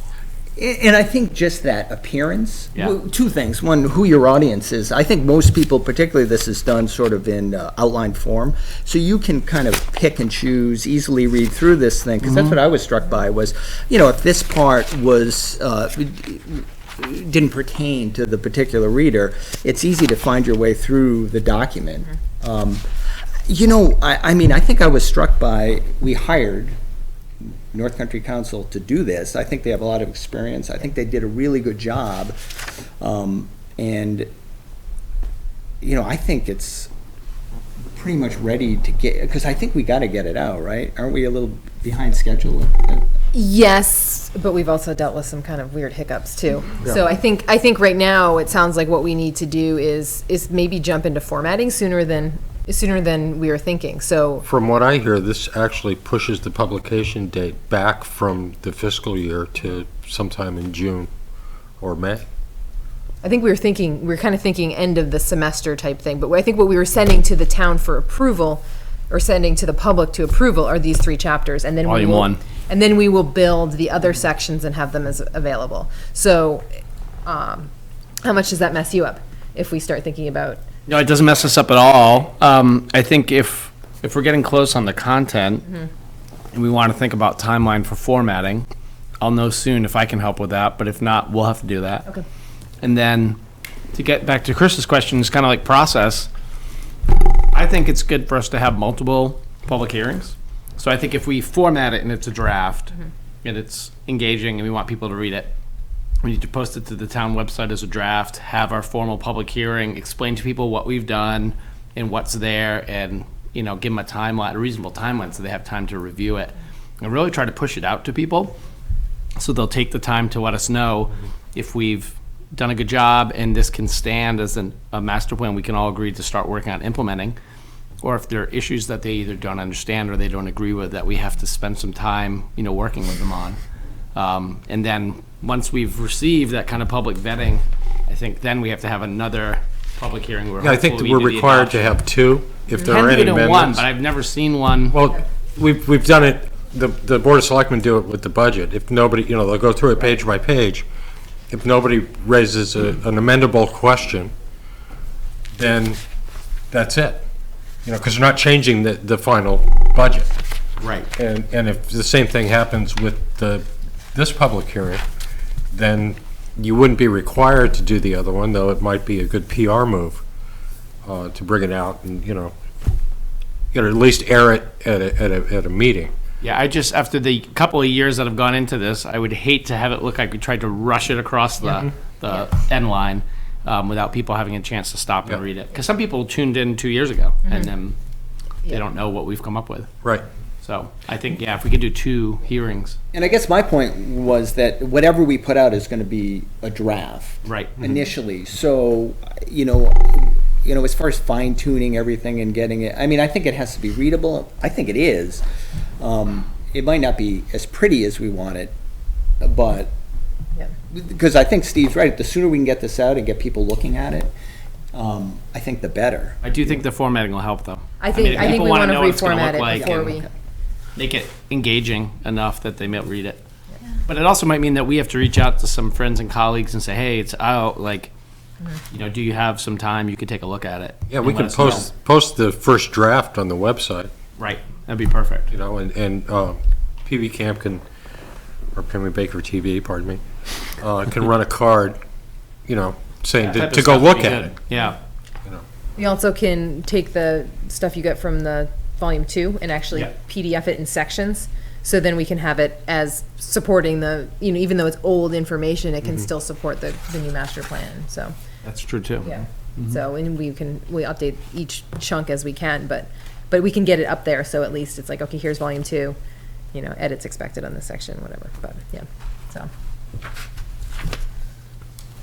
Okay, so I think what needs to happen now is, Steve will check with his class to see if he's got any eager graphic designers. Yep. And if not, then we'll have to come up with another plan. I can use InDesign, but I'm not an eager graphic designer right now, so, but we'll have to, figure out what the next steps would be if we don't have somebody that can handle making it visually more appealing, so. I have a question that's related to the content. In the land use chapter, it refers to the alternative high school, which doesn't exist anymore. So, I think those are the things we need to be editing Yes. for. So, yeah, and so I guess I'm having trouble wrapping my head around how to get those edits into a, we need somebody to be like the central editor, which I think, Chris, you said you could.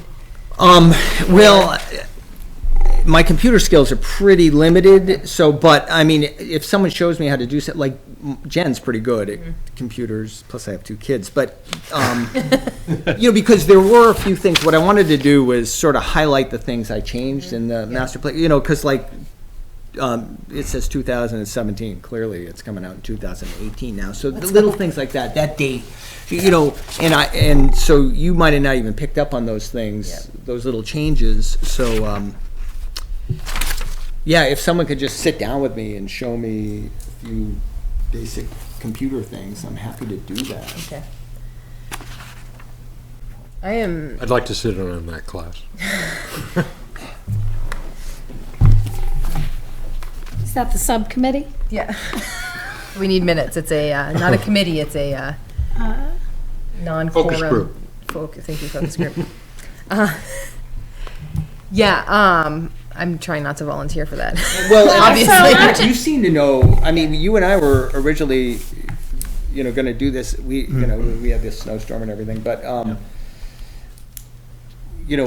maybe it still would be a good idea for us to work together, as long as, you seem like you're good with computers. So. Okay. So, do you have like a handwritten, you can track changes, or you could just hand them your handwritten suggestions too, like that. I don't know. I'm just trying to figure out how to coordinate all of this, and I can't quite figure out how to do it. It's just two quick things if Yeah. you want to take note. Sure. Well, one is just on page 22. It says, PES, Plymouth Regional High School and the Region 5 Vocational Center in one wing, as well as an alternative high school, Pemmy Baker Academy. But that's no longer true. Okay. So you just need to delete that part. And then on page 23 in recreation, the first paragraph refers to handicapped individuals, whereas I believe the appropriate language is individuals who are handicapped.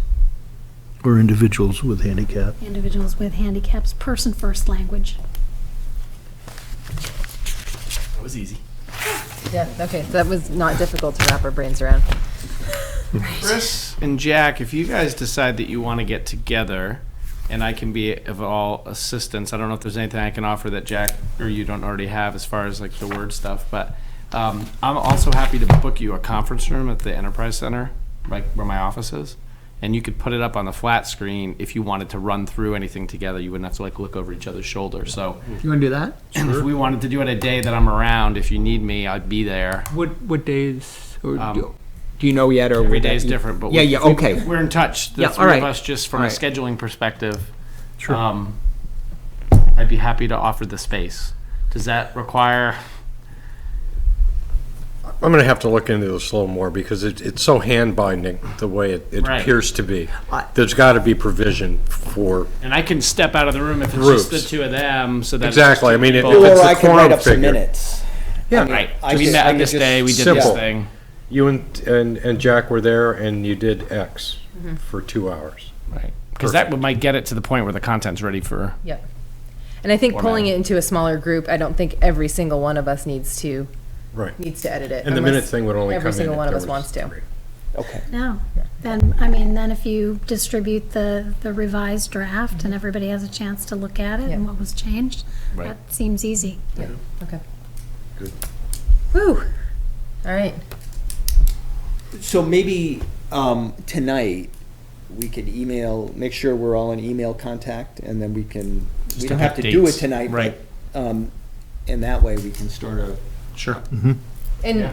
then if you guys can get, maybe a couple days before our next meeting, if you can get a copy of the edited document to Brian, who can distribute it, then we all have a chance to review it before the meeting.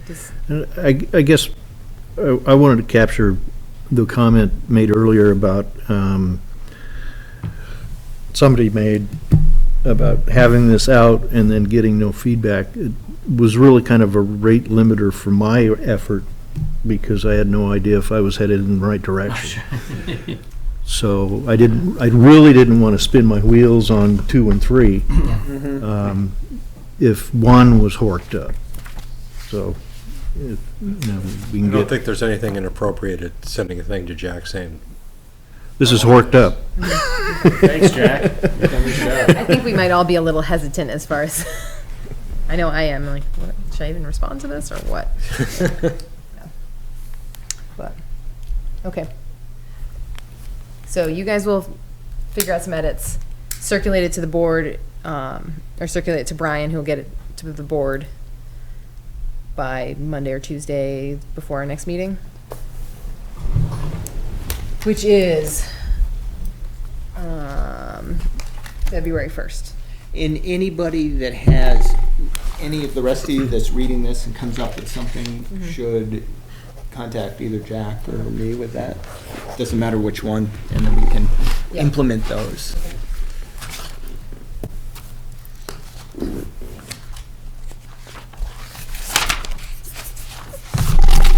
All right, so we're good. New business, distribution of the 2017-2018 edition of the New Hampshire Planning and Land Use Regulations. Lovely sagey green.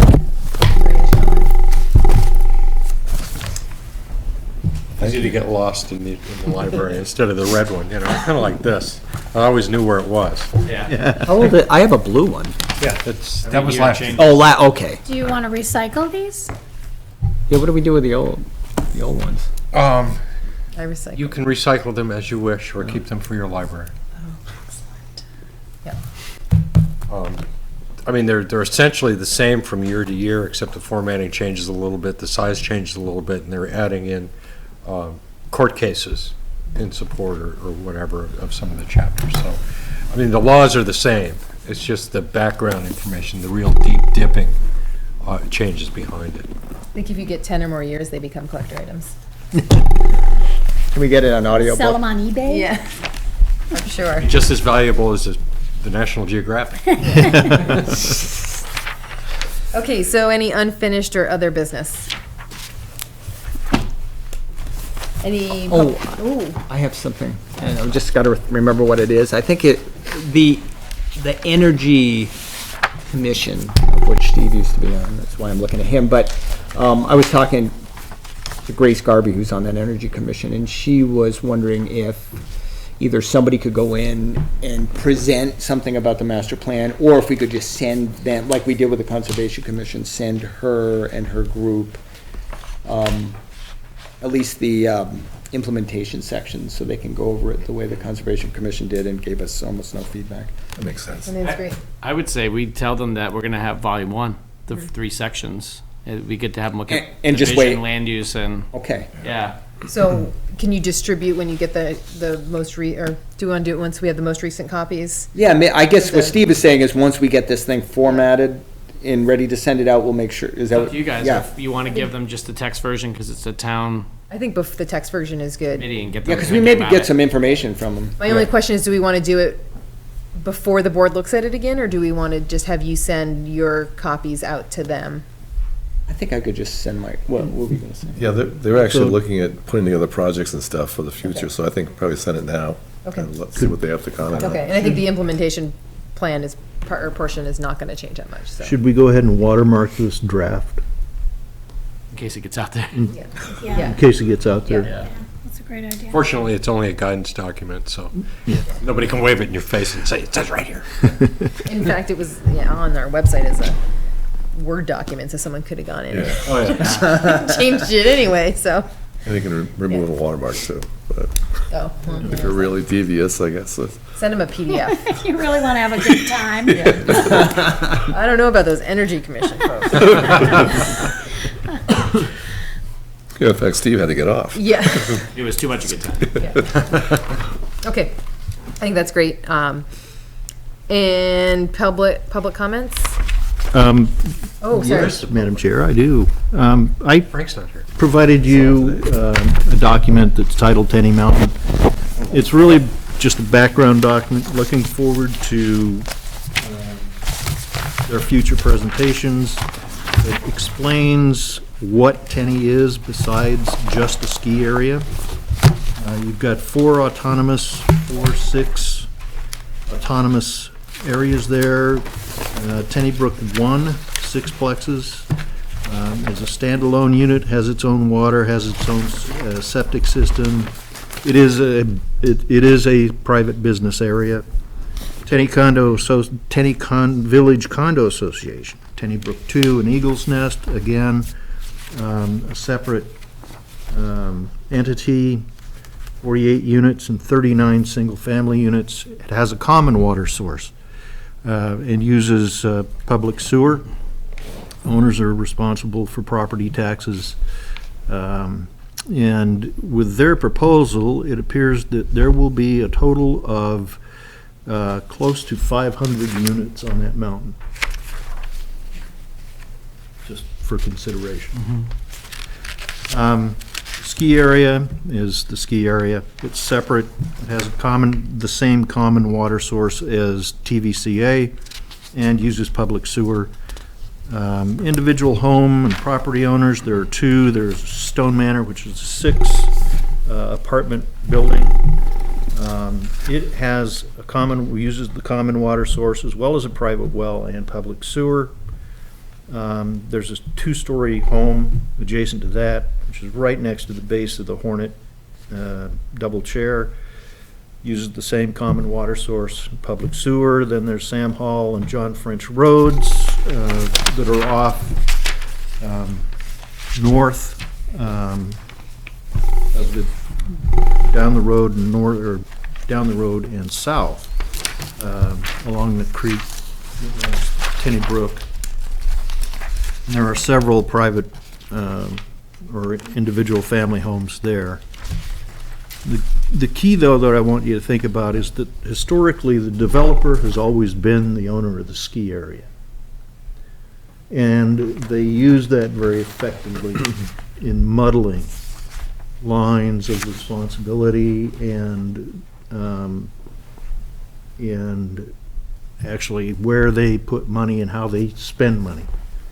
But these entities that I just mentioned, other than the ski area and other than the developer, have absolutely no connection whatsoever with the developer. They are built out, they are finished, they're done, they're their own association and business entity.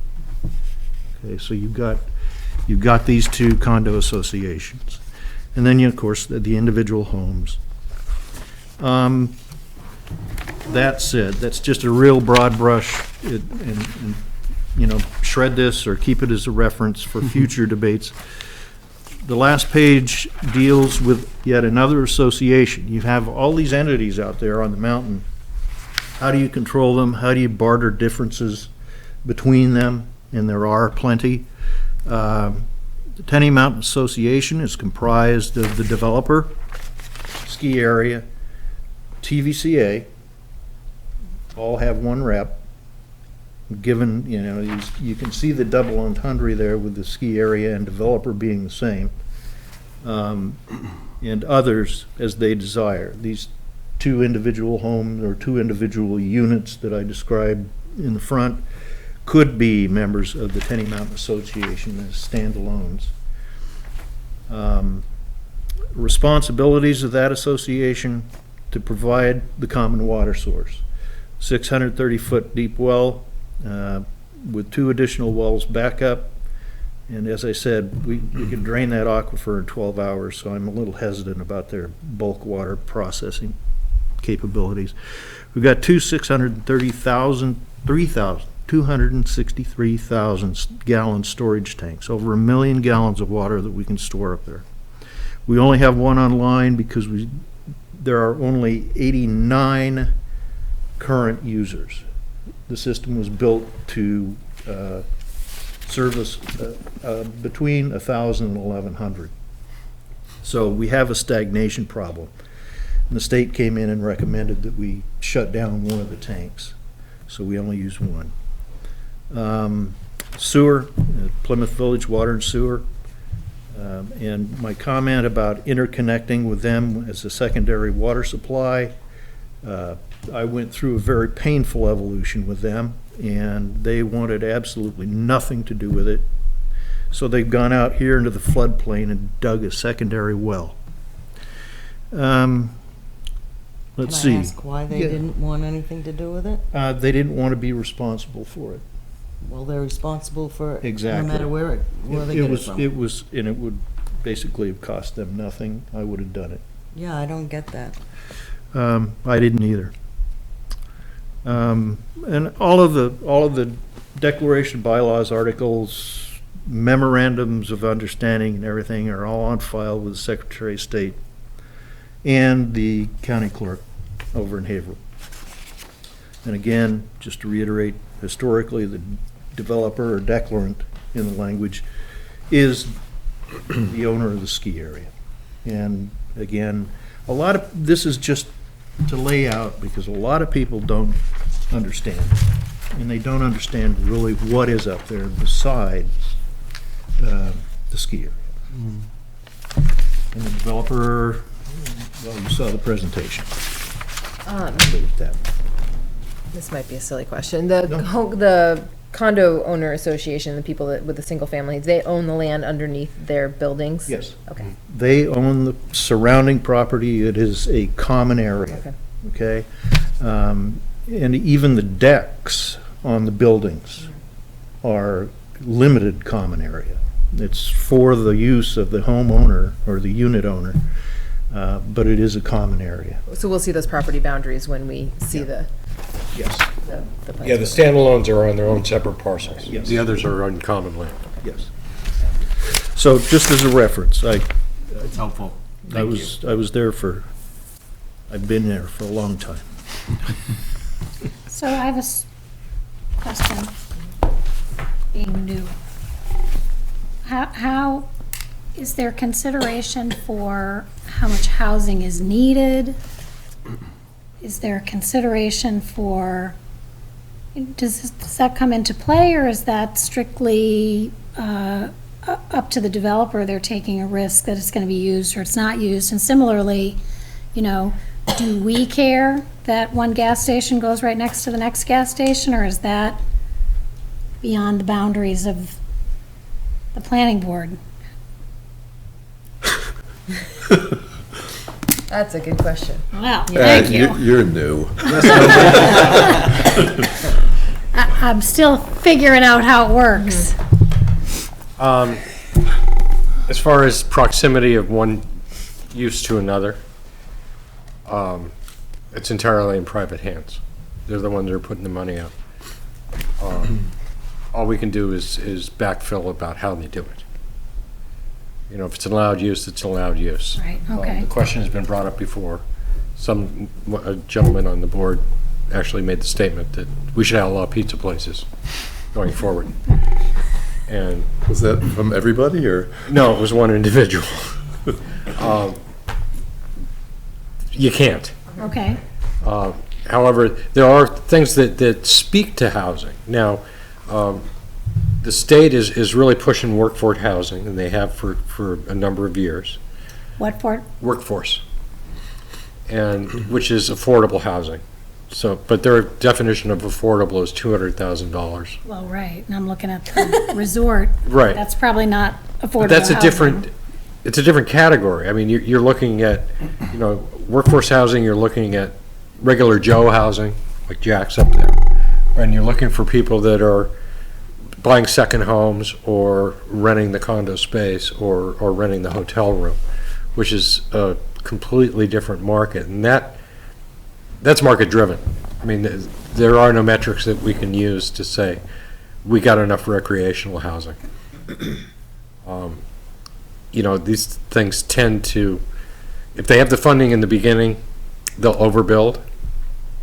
But they always reach a point where they either have to stop because they're sold out, or that the price per unit is rising while the sales price is falling. So that also quashes that. I mean, it took many, many years for the housing at Tenney to get where it is today. I started working up there in '87. Tenney 1 was already in, Tenney 2 was just being built, plus the Eagle's Nest units, and it was many, many, many years afterwards that they actually sold off the existing stock, and then several more years when somebody came in and finished the build-out at the Eagle's Nest. Mm-hmm.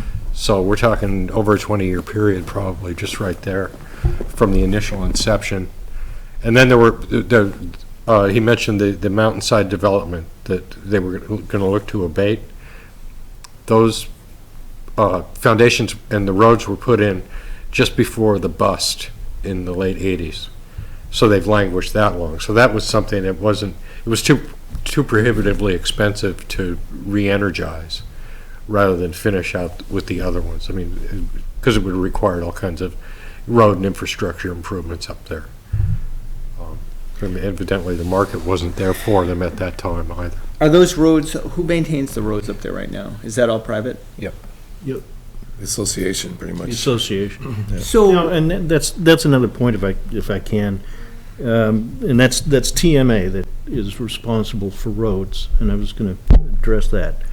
When the ski area is closed, the 4 or however many, everybody pays dues, and those dues are what are used to maintain that infrastructure.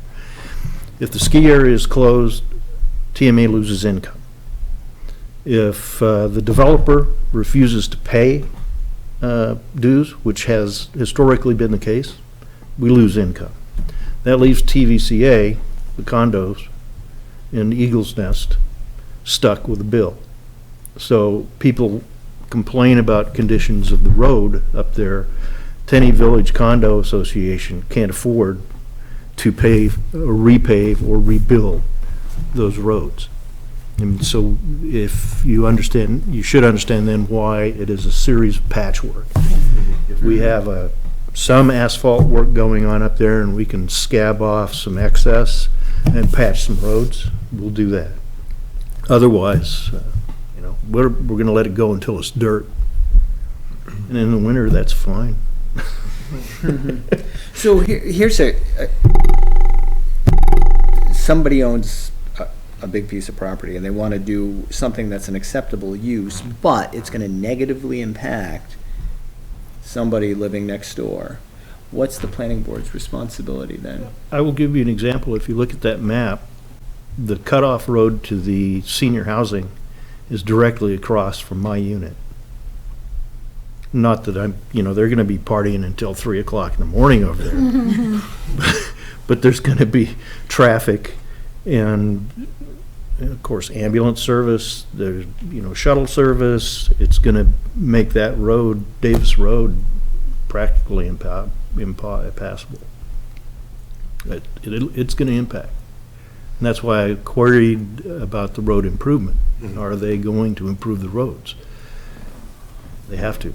But their thought is, they own the roads. I think even Michael there was indicating that the road that got washed out, that's gonna have to be Well, filled in. if it is not in if it's not in a condo common area, then yes, he owns it. But if it's in property that's owned by an association, no. But if he wants to go ahead and plop the nickel down to go ahead and pay for the new road, that's fine too. I mean, the rationale behind letting the developer and ski area deal with the roads is the roads provide access to his business, the ski area. And it just so happens that that road happens to pass in front of the condominiums. So I think it might be helpful to bring this conversation into either more hypothetical or maybe some situations that we've already dealt with on the board. And I think about the one proposal that I've seen this board reject or not approve, and I don't want to get too much into this, but the subdivision that we looked at on Fairgrounds Road, we determined that the impacts were too great for what they chose to do, and that they could have chosen a less impactful route. So does that kind of address? It kind of does. Well, so hypothetical, someone wants to put in a gravel processing mill that's going to create lots of dust and lots of noise, and there's someone, within clear earshot, the thing's going to be lit up, all of a sudden, a neighborhood is going to, those type of things. It's Frank's 6 parameters, right? Yeah. I think the other thing is we can lean on our zoning ordinance and our master plan, and that's what we did in the case of the wetland situation on Fairgrounds Road, is we leaned on our master plan doesn't have legal teeth, but it's at least got it props us up a little bit and gives us a position to stand on to say this is not in accordance with our master plan. However, when we talk about gravel pits, that to me signals maybe a weakness in our zoning ordinance.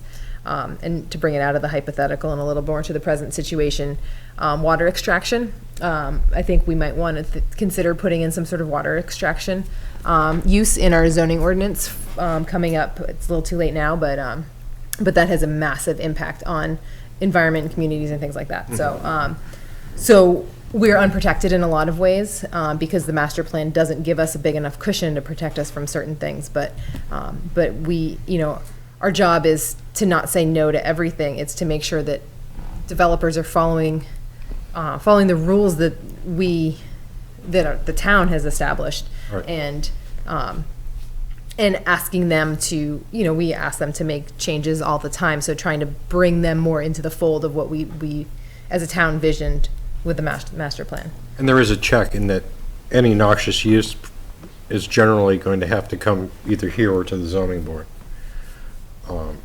you know, obviously if it's commercial, it'll come directly here unless, you know, they have to jump a hoop or two, you know, to get here.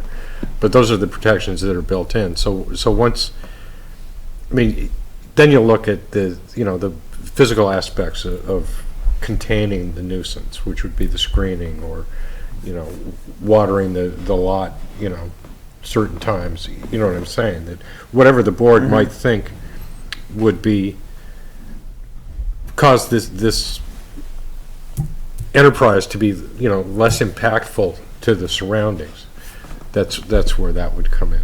And I think the other important thing to add on is that by going through that formal process, the abutters get notified. Absolutely. So then Jack can step down from this table if he has anything he wants to ask, and if there are conditions of approval that we want to suggest that would mitigate an impact on someone like Jack or another abutter. That's the point, that, you know, we weigh the evidence and try to do the best to help it go forward in a way that's going to be most amenable to everybody. Yep. But if we can't, if it runs counter to the regulations, runs counter, Yes. or they are disagreeable to that, then sometimes it doesn't get approved. And I, probably not the right place to say it, but I would interpose no objection to this proposal. I think it's actually been really great that we've had a couple non-binding discussions. I haven't seen this many until recently. helpful. It gives us a clue of what's coming, and it also reminds me that we have a lot of new members on the board. So I think what would be really helpful is, just as we know that these are coming, and anything that's on that development tends to be contentious, and there will be a lot of people here. I'm imagining, I'm willing to be surprised, but I think it would be helpful if everyone reviews our bylaws. And so we know what public hearings look like. And just a reminder that through the public hearing, in order to keep the order, I mean, technically the rules are questions go through the chair. So instead of asking questions I mean, most situations informal is fine, but I think if we get a really busy hearing, I think it's really important to stick to order. So, I don't think I have bylaws. Oh, you don't need it. Oh, I You think made I an do. exception for the new members. yeah. You too, Mary Ann, you're all set. So I think I'll that get would be 'em to you. helpful. Thank you. And has everyone gotten the planner's handbook as well? I don't think so. I think I got the zoning Okay. regulations. The planner's handbook from the Office of I don't know if I have that Energy and one. Planning, now the Office of Strategic Initiatives. Initiatives. Yeah. Which clearly happened after they sent these. Yeah. So, but if there is the Office of Energy and Planning, Initiatives. and then I'm like, state planning, what is it called? They have produced a handbook for planners. It's a little dry, but it might be helpful. It is available online, but it's something Free. that, yeah, I got it in my binder when I started, so, yeah, but I would say the bylaws are more important. So, yeah. And we'll give people 3 minutes to talk, and I like rules, so. Perfect chair. Yeah, we'll see. I'm a little nervous, but yeah. So just I see that coming as either probably. I mean, it could be as early as the February meeting. I Yep. think at this point, because we haven't passed the deadline for the February meeting, right? No, it's just in a couple days, 5 days. So. Okay. Excellent. Whew, this is a long meeting. Oh, Mary Ann, any questions from you? You're sold. You're ready to be on the stage. That thing I gotta do. Yeah. Thank you for staying. Yes. I swear it's fun. You have to swear, right? Yeah. It takes all of us just to figure out what we're doing. Yeah. Right. All right. Oh, I gotta. We can't just stand up and leave, can we? There are either that likes Chris's rules, favorite yeah. part. There you go, hit it. Yep. Would anyone like to make a motion to adjourn? So moved. Oh. Jack's taking my job. Yes. It used to be my job, but I'll second. Sorry, Chris. All those in favor? Aye. Aye. Okay, we are